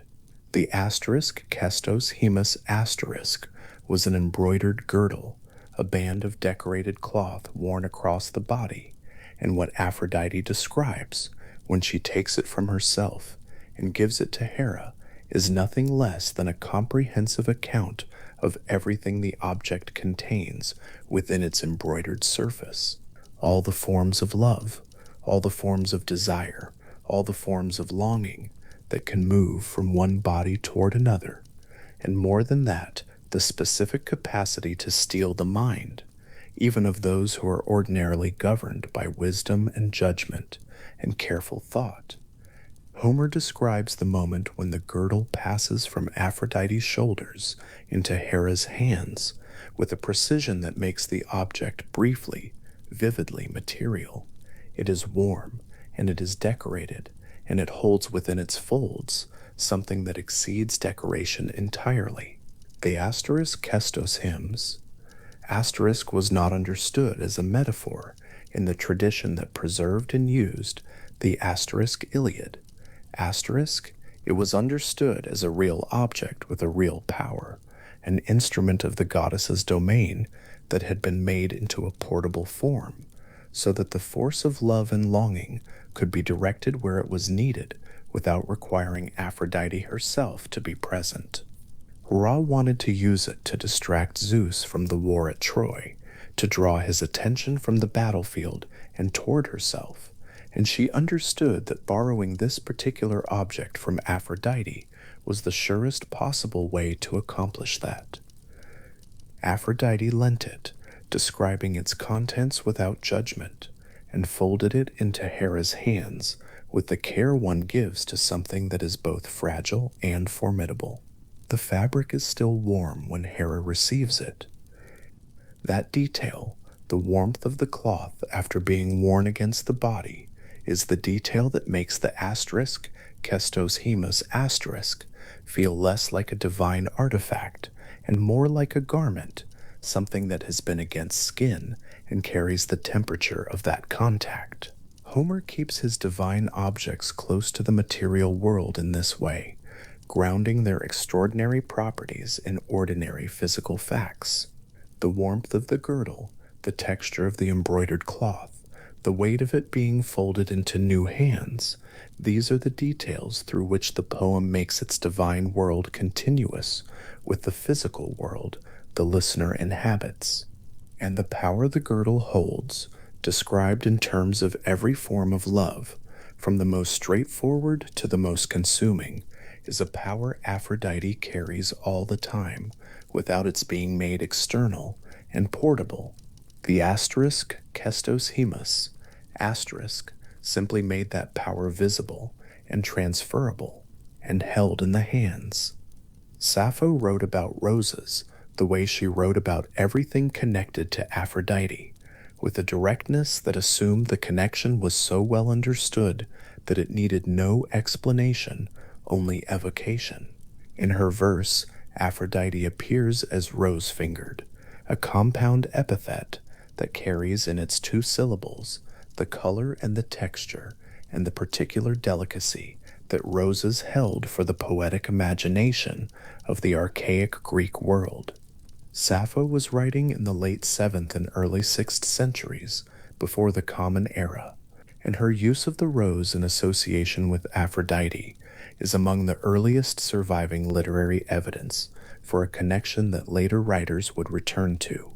So often it became one of the fixed coordinates of the goddess's mythology. Roses appear in Sappho's fragments in garlands, in the hair, in the air around places where Aphrodite is present, not as ornament placed upon the goddess from outside, but as an attribute that the goddess herself somehow generates by her presence, the way a warm room generates its warmth. The rose in antiquity was understood very differently from the highly cultivated hybrid forms that later centuries and later horticultural practices would produce. The roses of the Greek world were smaller, wilder, more intensely fragrant than their visual effect would suggest, and their smell, concentrated and sweet, and carrying something beneath the sweetness that was almost medicinal, was the aspect of them that appears most often in ancient descriptions. A garland of roses placed around a figure or draped over an offering table would release its smell slowly over the course of many hours, beginning concentrated and softening as the flowers opened further, until by the end of the day the smell was diffused through the whole space in a way that made its source difficult to locate precisely. The flower had become the atmosphere, This slow dispersal from object into ambient quality is exactly the kind of transformation that Aphrodite's mythology performs everywhere. The specific and material becoming, through time and attention, something that fills the whole available space. The fragment of Sappho's verse that preserves the phrase rose-fingered in its original Greek has been copied and recopied across 26 centuries of manuscript transmission, moving through different hands and different materials and different eras of the world's history, always carrying in its small preserved phrase the exact same image, fingers that are somehow rose-colored, rose-textured, that bring the quality of the rose with them into every gesture.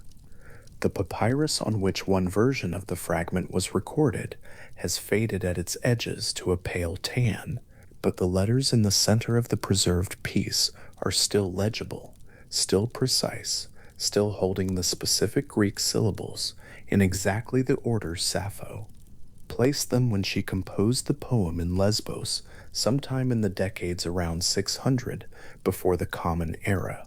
What it means to read those letters now from this distance, what it means that the phrase has traveled this far without losing its content, is something the tradition does not explain and does not need to.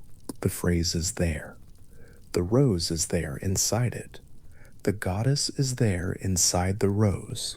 At sanctuaries where Aphrodite was worshipped, on Cyprus above all, and at Cyndas on the coast of Asia Minor, and at various other sites distributed through the Greek world.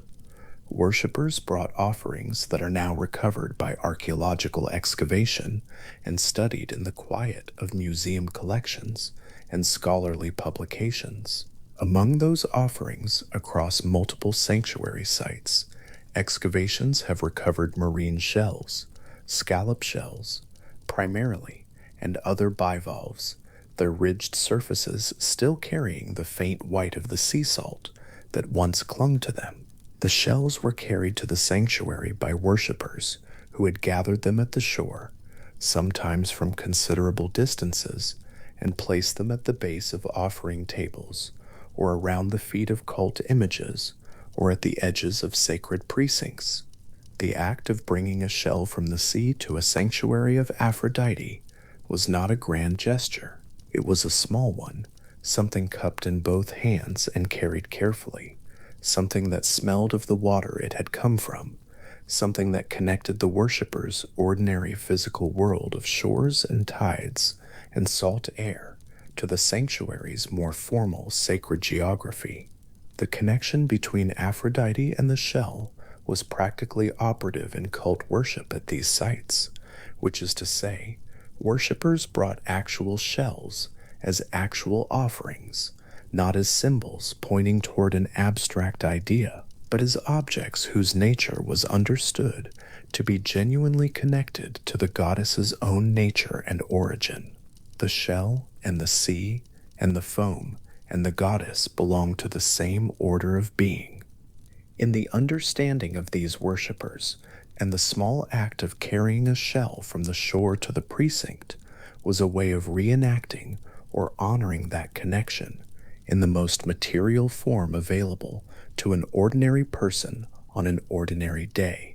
Later artistic tradition would make the shell central to the visual iconography of Aphrodite's birth, depicting the goddess rising from the sea, supported on or surrounded by a great shell. And this imagery would become so familiar across the centuries that it is now simply the way the story looks when it is given visual form.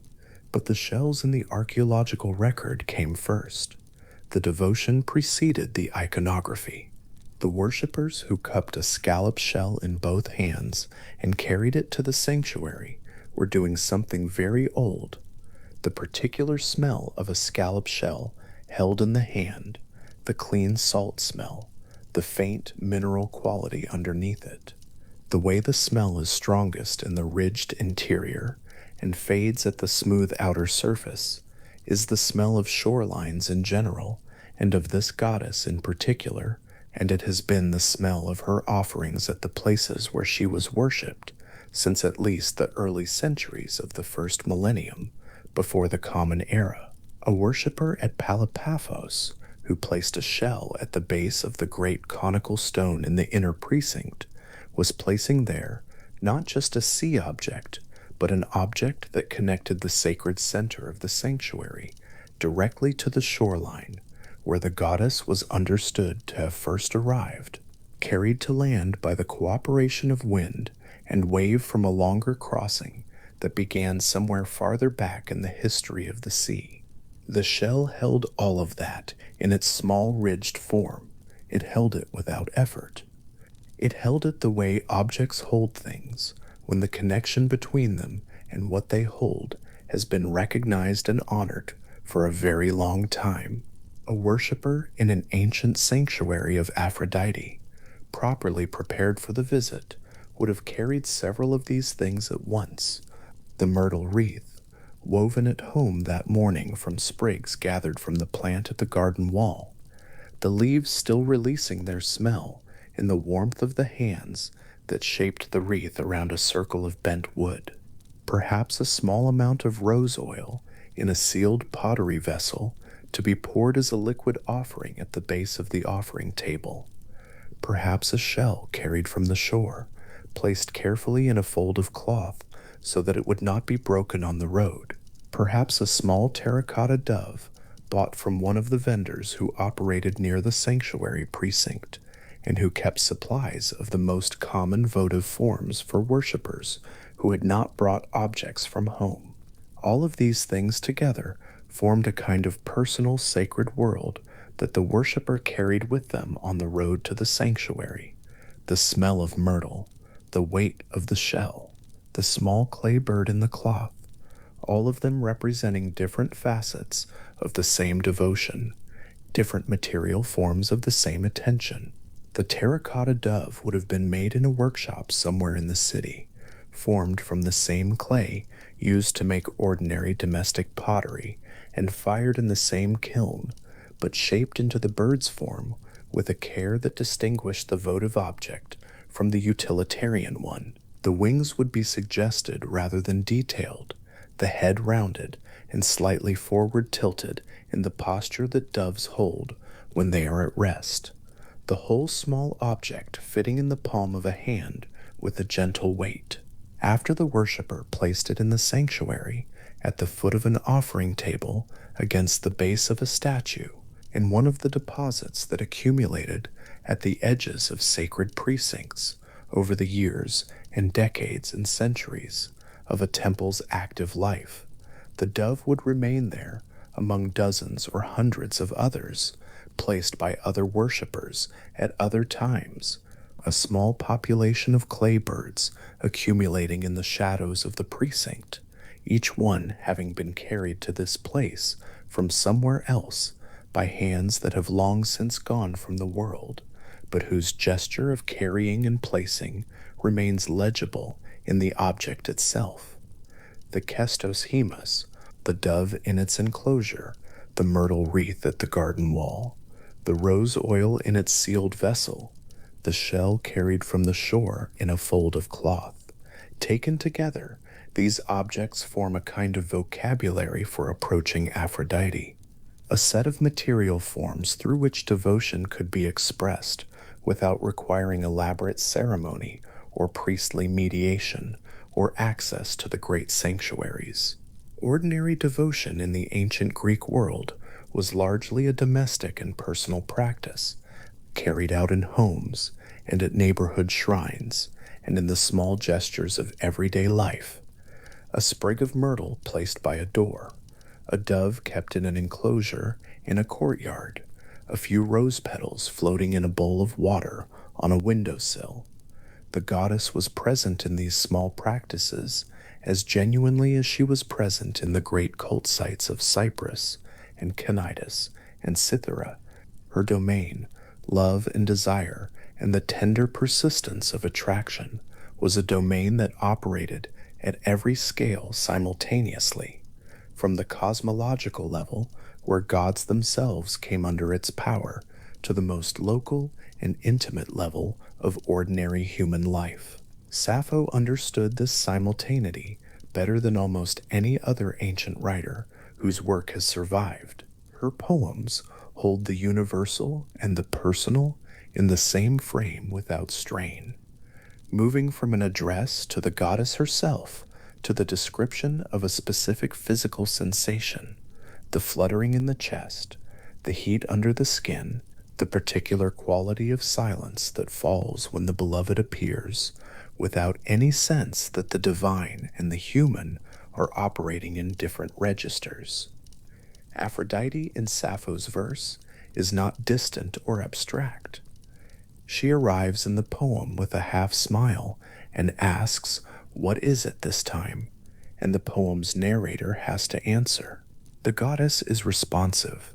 The connection between the worshipper and the deity is genuinely reciprocal, as the material world of offerings and sacred objects and planted myrtle and kept doves demonstrates in its own quieter way.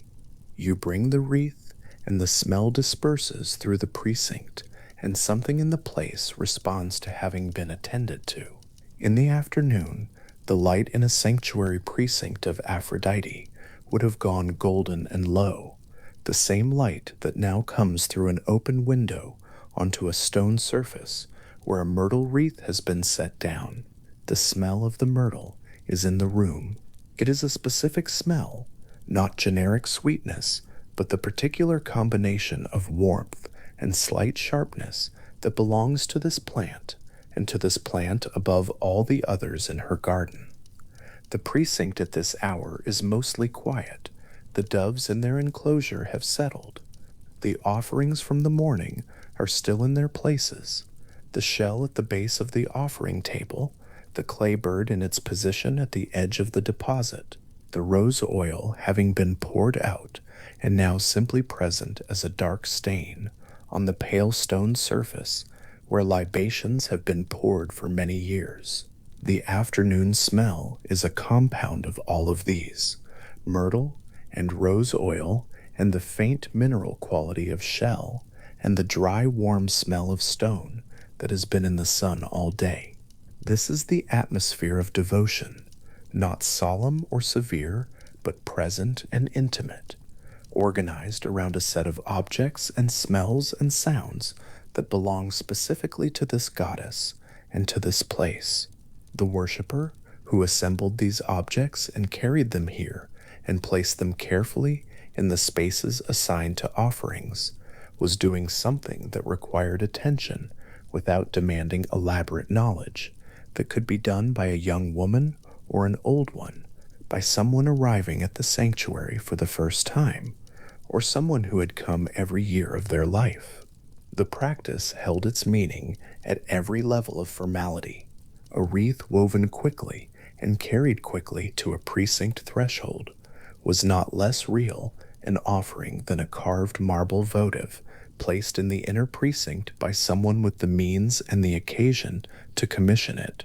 The goddess's domain was one that operated without gradation of access.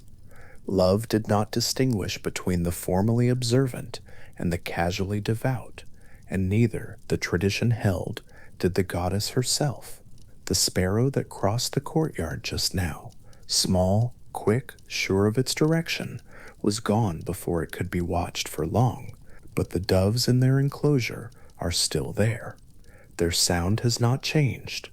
It fills the stone space at the edge of the precinct in the same way it filled it at first light, and the sound does not increase toward evening or diminish toward noon, but simply continues at its own even level. Part of the permanent texture of this place, in the same way the smell of the myrtle is part of the permanent texture of this place, in the same way the particular quality of the stone's warmth in the afternoon is part of it, and the faint salt smell that comes from the direction of the sea when the wind is from the right quarter, carrying with it something of the shoreline and the tidal water and the long open horizon beyond the harbor. Sappho's ode is still being copied somewhere. The phrase rose-fingered is still in the center of the fragment, holding its color and its texture and its connection to the goddess as securely as it held them in the original. The shells in the sanctuary deposits are still there beneath the ground, waiting for the excavator's brush. The myrtle at the garden wall is still releasing its smell in the afternoon warmth. And on the stone threshold at the edge of the sanctuary precinct, placed there this morning by hands that were careful about where they set it down, a wreath of myrtle is drying slowly in the afternoon sun. Its leaves are still dark green, still holding the full color of a living plant, but at their very edges, where the leaf narrows to its pointed tip, there is a very slight curling, the beginning of the slow change that comes to all cut things as the heat draws the moisture from them and the afternoon continues to pass. The wreath is not gone. It has not lost its smell, which is still in the warm air around it, still the particular sweet resinous smell that has been associated with this goddess at this kind of place for as long as anyone has been keeping records of such things, and for a long time before that. It was placed there with care at the hour when the light was still low and the doves were just beginning their sound in the enclosure, and the whole day was still before the person who placed it. It has not yet been moved. It is still there on the threshold in the low afternoon light, its edges curling very slightly, holding the smell of the plant it came from, and the smell of the hands that shaped it, and whatever else a wreath carries when it has been left at a goddess's threshold, and the day is still warm, and the air around it is still, and the doves are still there, in their enclosure, making the sound they have always made. A single voice in the open air before the light has fully gone. That is where the asterisk theogony asterisk begins, not on a page, not in a library, but standing in a body, breathing in the particular dusk of the archaic Greek world, 7 centuries before the Common Era. The hexameter lines moving through the chest and the mouth and the air between the speaker and the crowd, each line falling into the next with the slow, even weight of a tide coming in across a flat shore. The poem was not read in those earliest centuries. It was spoken, memorized, held inside a person who carried it the way a vessel carries water, shaped around its contents, serving them. The singer would have begun with the muses, as the poem requires, the daughters of memory, called upon to be present, called upon to speak through the human voice that stands in for them. And then the poem would have moved, unhurried, through chaos and earth and sky, through the Titans and their long rule, through the darkness and the instrument and the sea, and then at the place the poem has been building toward, without announcing itself, to the foam and to the figure rising from it, and to the name. The hexameter is a long line, 6 feet, each foot made from combinations of long and short syllables, and the rhythm of it, as it moves through open air, is not the quick, urgent rhythm of something that wants to arrive. It is the rhythm of something that knows it has enough time, that has walked this ground before and will walk it again, and is in no particular hurry to reach the end. Ancient Greek carries long vowels in ways that slow the movement of a sentence, pulling certain syllables out into a breath before releasing them, and so the asterisk theogony asterisk, performed in the dusk of a festival or a gathering on a hillside, would have filled the air with a sound that was something between speech and water, something between a recitation and a tide, the lines rolling forward and completing and beginning again, and the people listening would have been still in the way. People are still when something is moving through them rather than past them. The asterisk theogony asterisk of Hesiod was composed at some point between approximately 730 and 700 BCE. Hesiod was from Askra in Boeotia, a village he described without particular fondness. Cold in winter, unpleasant in summer, fine at no time of the year, he said, which is the remark of a man who spent his life looking outward towards something larger than the place he came from. He claims in the poem that the Muses appeared to him on Mount Helicon and breathed into him the gift of song, the kind of origin story a poet tells, not because it is literally what happened, but because it is the true account of where a poem comes from somewhere larger than the person who carries it, moving through them and not from them, arriving rather than being invented. Whether a single person composed the asterisk theogony asterisk in one sustained effort, or whether the poem gathered material over time and was shaped by more than one generation of performance, what arrived in its finished form was a cosmological architecture of considerable precision, a world assembled in sequence, each part given its place in the order, each god given the domain that belongs to them. And at the center of that architecture, given the most graceful language the poem possesses, is the moment when the sea foam gathers and thickens and holds what has been carried to it across the dark water and begins the slow work of making something new. The poem says the goddess was nurtured by the foam. That is the verb Hesiod chooses, ethrephthi, which carries within it the idea of being reared, of being fed and sustained over time, of growing toward a form the way a living thing grows, not assembled, but developed, not made in an instant, but drawn out of something by the particular patience that the sea has always had for its own processes. The word makes Aphrodite's emergence a biological fact before it is a mythological one. Something was carried into the water received it.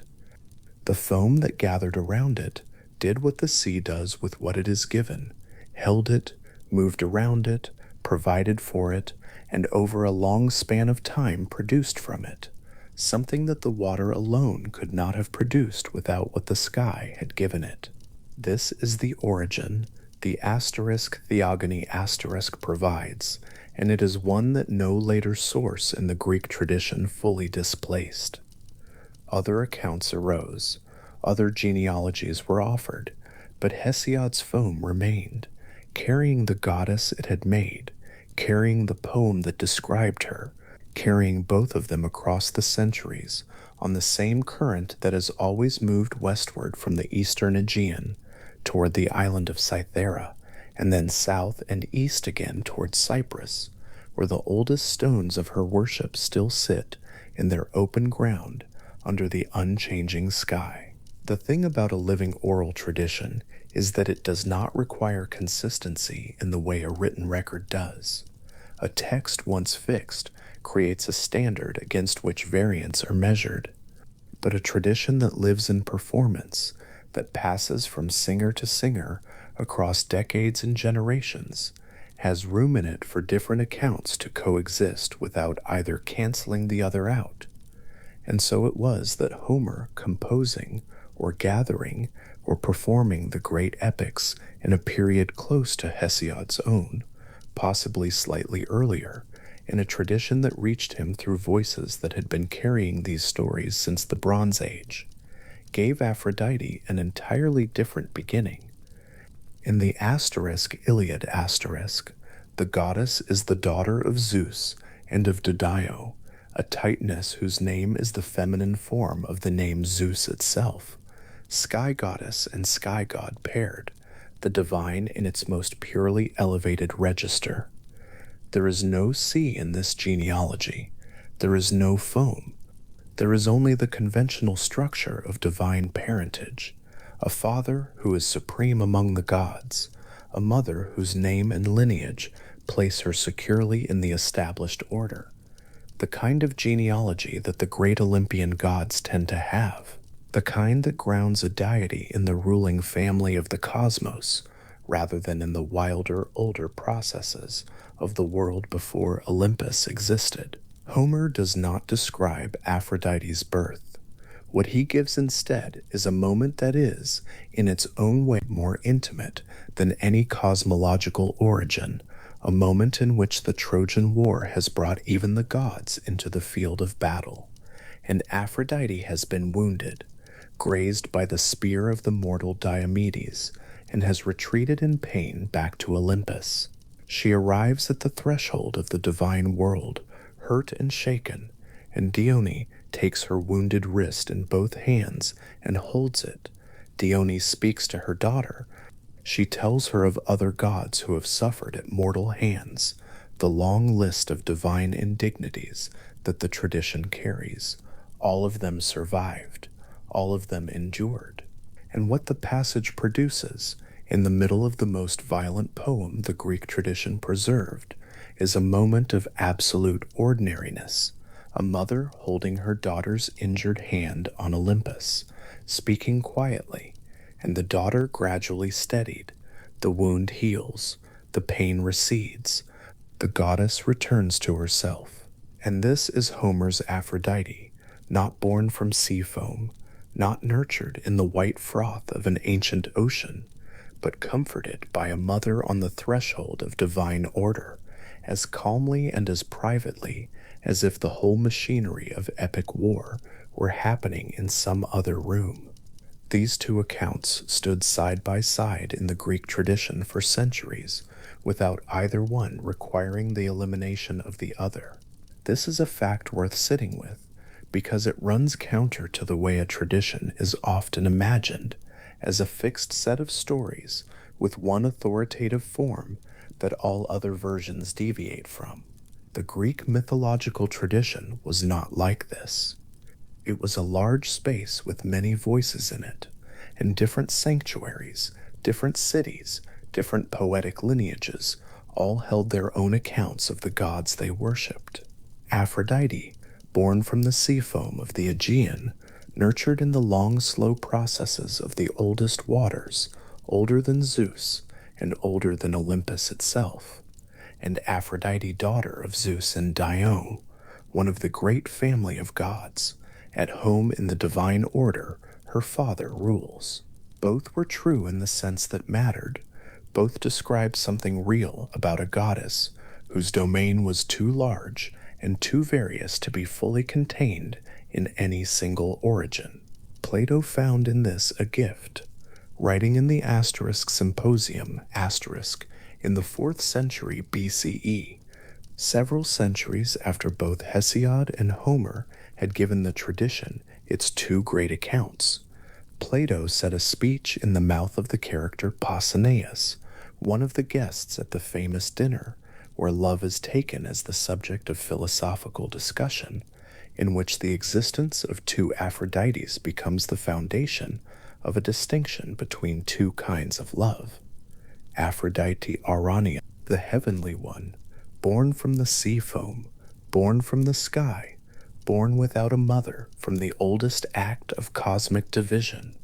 This is the Aphrodite of a love that reaches toward the eternal, toward beauty in its highest form, toward the kind of desire that does not rest until it has arrived at something permanent. And Aphrodite Pandemos, the common one, the daughter of Zeus and Dione, the Aphrodite who belongs to the world as it is, and the people in it as they are. This is the Aphrodite of love as it is actually practiced in the ordinary hours, the love that is particular rather than absolute, the love that is about this person, this moment, this body, this specific warmth of another life held close. Plato is not dismissing one in favor of the other. He is using the two genealogies to map a real distinction that philosophy needed language for, the difference between love as a tendency of the soul towards something beyond itself, and love as the meeting of two lives in the actual world. The mythological inconsistency that had existed for centuries without causing any particular problem became in Plato's hands the most precise tool available for thinking about something that is genuinely difficult to think about clearly. This is what a living tradition does. It holds its contradictions patiently, carries them forward through generation after generation of retelling, and then at some point offers them to someone who has the capacity to hear what the contradiction has been holding. The foam and the parentage were never really in competition. They were always two sides of something the tradition understood about this particular goddess, that she is, in some essential way, before and beyond the structures that contain the other Olympian gods, born from the world's oldest violence into the world's oldest water, and yet also fully present in the human world of family and feeling and ordinary pain. Dido holding her daughter's wrist is not a lesser myth than the sea foam. It is the same goddess seen from a different angle, the one she turns toward the world as it is, the Homeric hymn to Aphrodite, the fifth in the traditional numbering, composed most likely in the 7th or early 6th century BCE, and so roughly contemporary with both Hesiod and the tradition Homer drew from, opens with a declaration of scope that is, even within a tradition accustomed to large claims, remarkable in its comprehensiveness. The hymn says that Aphrodite alone has the power to inflame with desire every god who lives on Olympus, every mortal human who walks the earth, and every creature that lives in the sea, or moves through the air, or makes its life upon the land. All of them, the fish in the deep water, and the birds crossing the sky, and the animals in the forests, and the gods themselves, and the humans between them, all within her domain, all subject to the particular force she carries. 3 gods alone are exempt, Athena and Artemis and Hestia, whose domains require a different kind of attention, whose purposes would be disrupted rather than completed by desire. But these 3 are the exceptions that the hymn names specifically, and the naming of exceptions is a way of making the scope of the rule felt. Everything else, the gods who rule the sky and the sea and the dead, the creatures of every element, the whole populated world of Greek belief, all of it answerable to the goddess who came from the foam of the oldest water. This is not a hyperbolic claim in the context of the tradition that makes it. It is a precise cosmological statement, meant seriously, describing a goddess whose domain is coextensive with the domain of life itself. Love and desire, and the force that draws one thing toward another and holds things together, are not, in the Greek understanding, small concerns that operate in the margins of the world's important business. They are constitutive forces. They are part of the mechanism of how the world works. And Aphrodite is not the personification of something soft and domestic that exists alongside the serious matters of cosmic order. She is a primary power, born before the Olympian family was assembled, born from the fracture that separated sky from earth, and made both of them what they are. The hymn's opening lines are the tradition's way of saying this plainly, at the beginning of a poem before anything else has been established, so that everything that follows is understood in the right proportion. The Theogony's account of Aphrodite's birth runs to roughly 30 lines in the middle of the poem, 30 lines in a poem of nearly 1,000. And yet within those 30 lines, Hesiod manages something that no subsequent account in the Greek tradition fully equaled, a description of the goddess's emergence that is both precisely causal and genuinely beautiful, that accounts for where she came from and simultaneously communicates what she is. The language shifts in those lines. The poem has been moving through genealogical sequences, long lists of divine lineages, the dry and precise work of establishing who came from whom, and then at the moment when the foam gathers and begins to thicken, the language opens up. The sentences slow, the vowels lengthen. The poem does for the reader what the sea foam is doing in the story, draws something out, holds it, allows it to develop into the form it was always going to take. This is craft used in the service of content, form enacting meaning, a poet choosing the precise tools that let the narration do in language what the myth says happened in the world. The tonal shift in those 30 lines has been noted by readers across many centuries. The movement from the hard, violent, world-breaking act that precedes the birth to the soft, gradual, almost tender account of the goddess's emergence, and it is as much a part of the myth as the content it describes. The poem was copied in its entirety by hands that believed in the gods it described, and by hands that no longer believed, but understood that the poem was something worth preserving. It moved through the great institutions of ancient scholarship, the library at Alexandria, the schools of Pergamon, the study rooms of scholars who understood that a poem composed in Boeotia in the 8th century BCE was not a local document, but a structural account of the Greek universe that everything else in the tradition built on or departed from. It was copied again in the Byzantine monasteries of Constantinople and Thessaloniki, where monks who worshipped a different god recognized in the asterisk theogony asterisk a text of sufficient historical and literary weight to be worth the years of careful work that copying a long poem requires. The Greek letters moved from one surface to another, from papyrus to parchment, from parchment to vellum, from the cramped scriptoriums of the Byzantine world to the manuscript collections of Renaissance Italy, where humanist scholars hunted for surviving Greek texts, the way people search for things they have lost, but still believe are somewhere to be found. And then from there, into print, into the great critical editions of the 18th and 19th centuries, where scholars argued over individual words and line sequences and proposed emendations to passages that time had worn or scribal error had displaced. And then from those editions into the modern printed texts that sit in university libraries and on night tables and on the shelves of people who read old things in the evening because they find them restful.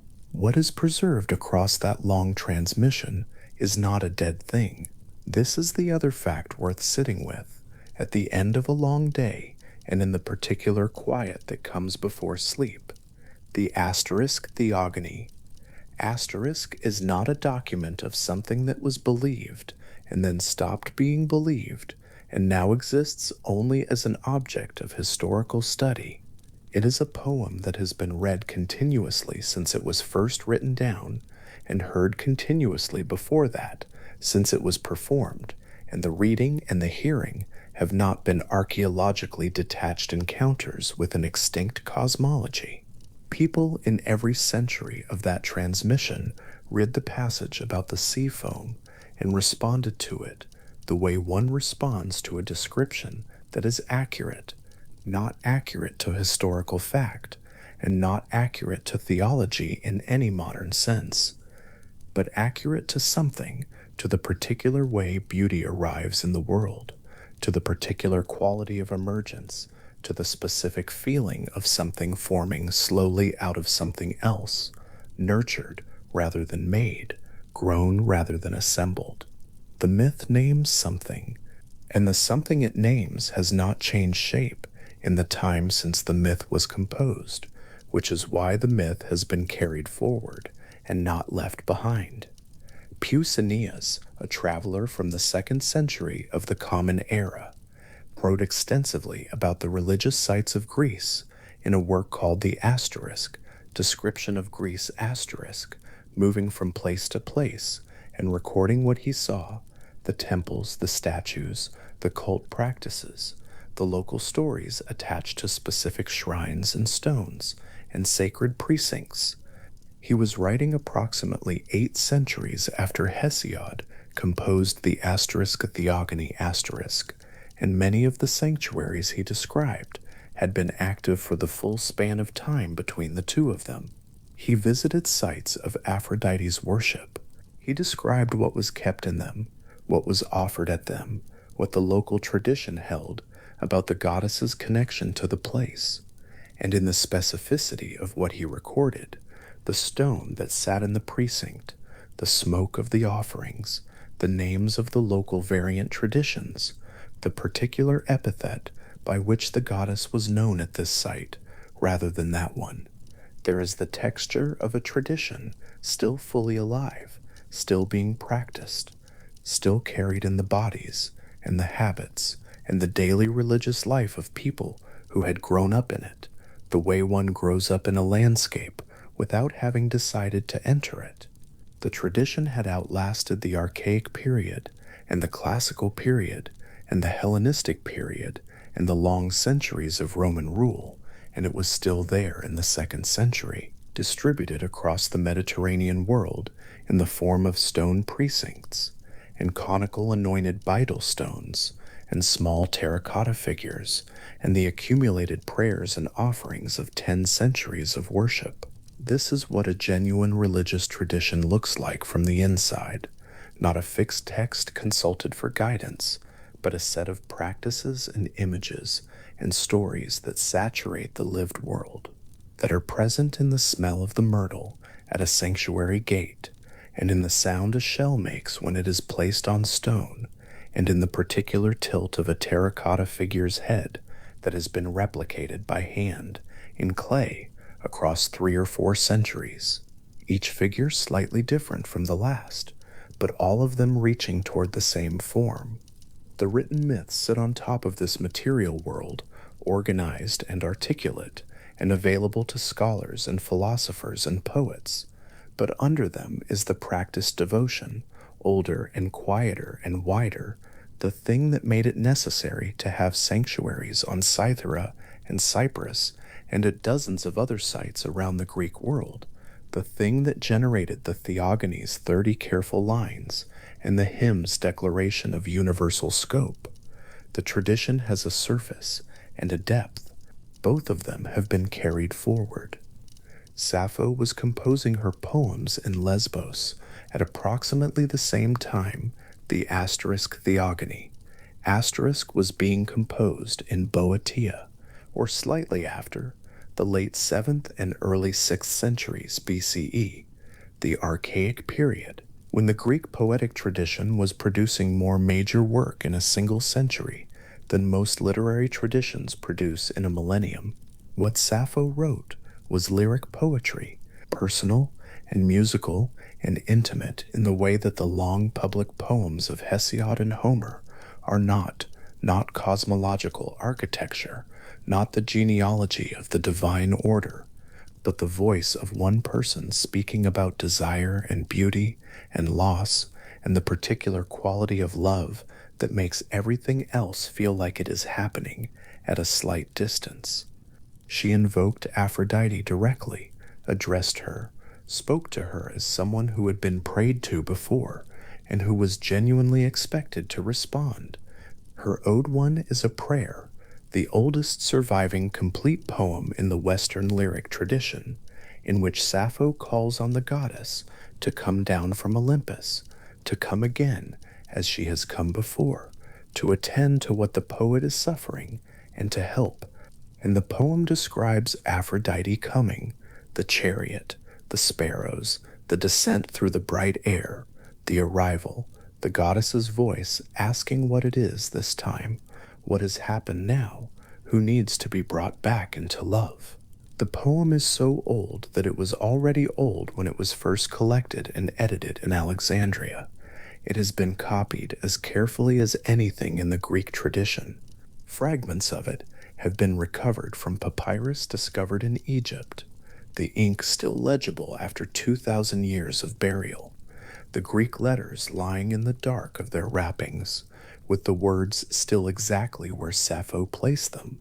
The name she gives the goddess in the ode is the same name Hesiod uses in the asterisk Theogony, asterisk, the same name that was understood in Greek antiquity to carry within it the word for sea foam, asterisk, aphros, asterisk, the froth that forms at the wave's edge, the white foam that gathers where the sea meets stone or shore, or the dense still center of something arriving from a long distance. The name is an etymology and an image at once. To say the name is to say the thing the name describes. And so the goddess who descends on her sparrow-drawn chariot in Sappho's ode carries in her name the sea she was born from, carries it into the intimate register of lyric poetry, the way she carried it out of the water onto the shore of Cythera. And then Cyprus, the foam still in her hair or not, the sea still in the syllables of what she is called, the origin folded into every invocation that used the name. There is something in the combination of those two facts, the vast cosmological scope of the Homeric hymn's opening declaration, and the intimate directness of Sappho's address, that describes the particular quality of Aphrodite in the Greek tradition more accurately than either alone could. She is, simultaneously, the force by which the universe holds together, the desire that moves gods and fish and birds and humans and everything alive, the power that precedes Olympus and outlasts any particular arrangement of divine authority. And she is also someone who can be called on in the late afternoon when something has gone wrong, someone who comes when she is asked, who asks what has happened this time with the particular patience of someone who has been dealing with human love for a very long time and has not yet grown tired of it. The tradition did not feel these two aspects as contradictions. The universal and the particular were the same goddess. The force that moves the whole created world and the figure who answers a single person's prayer were not different entities that shared a name. They were the same presence encountered from different distances, from the full height of cosmological perspective, and from the very close range of a person alone in the late 7th century BCE on the island of Lesbos, writing down what it feels like to be in love. The asterisk, theogony asterisk, sits in a modern printed text on a night table beside a lamp that is still on. The table is somewhere. It could be anywhere the poem has traveled, which is everywhere the printed book has reached, which is more or less everywhere.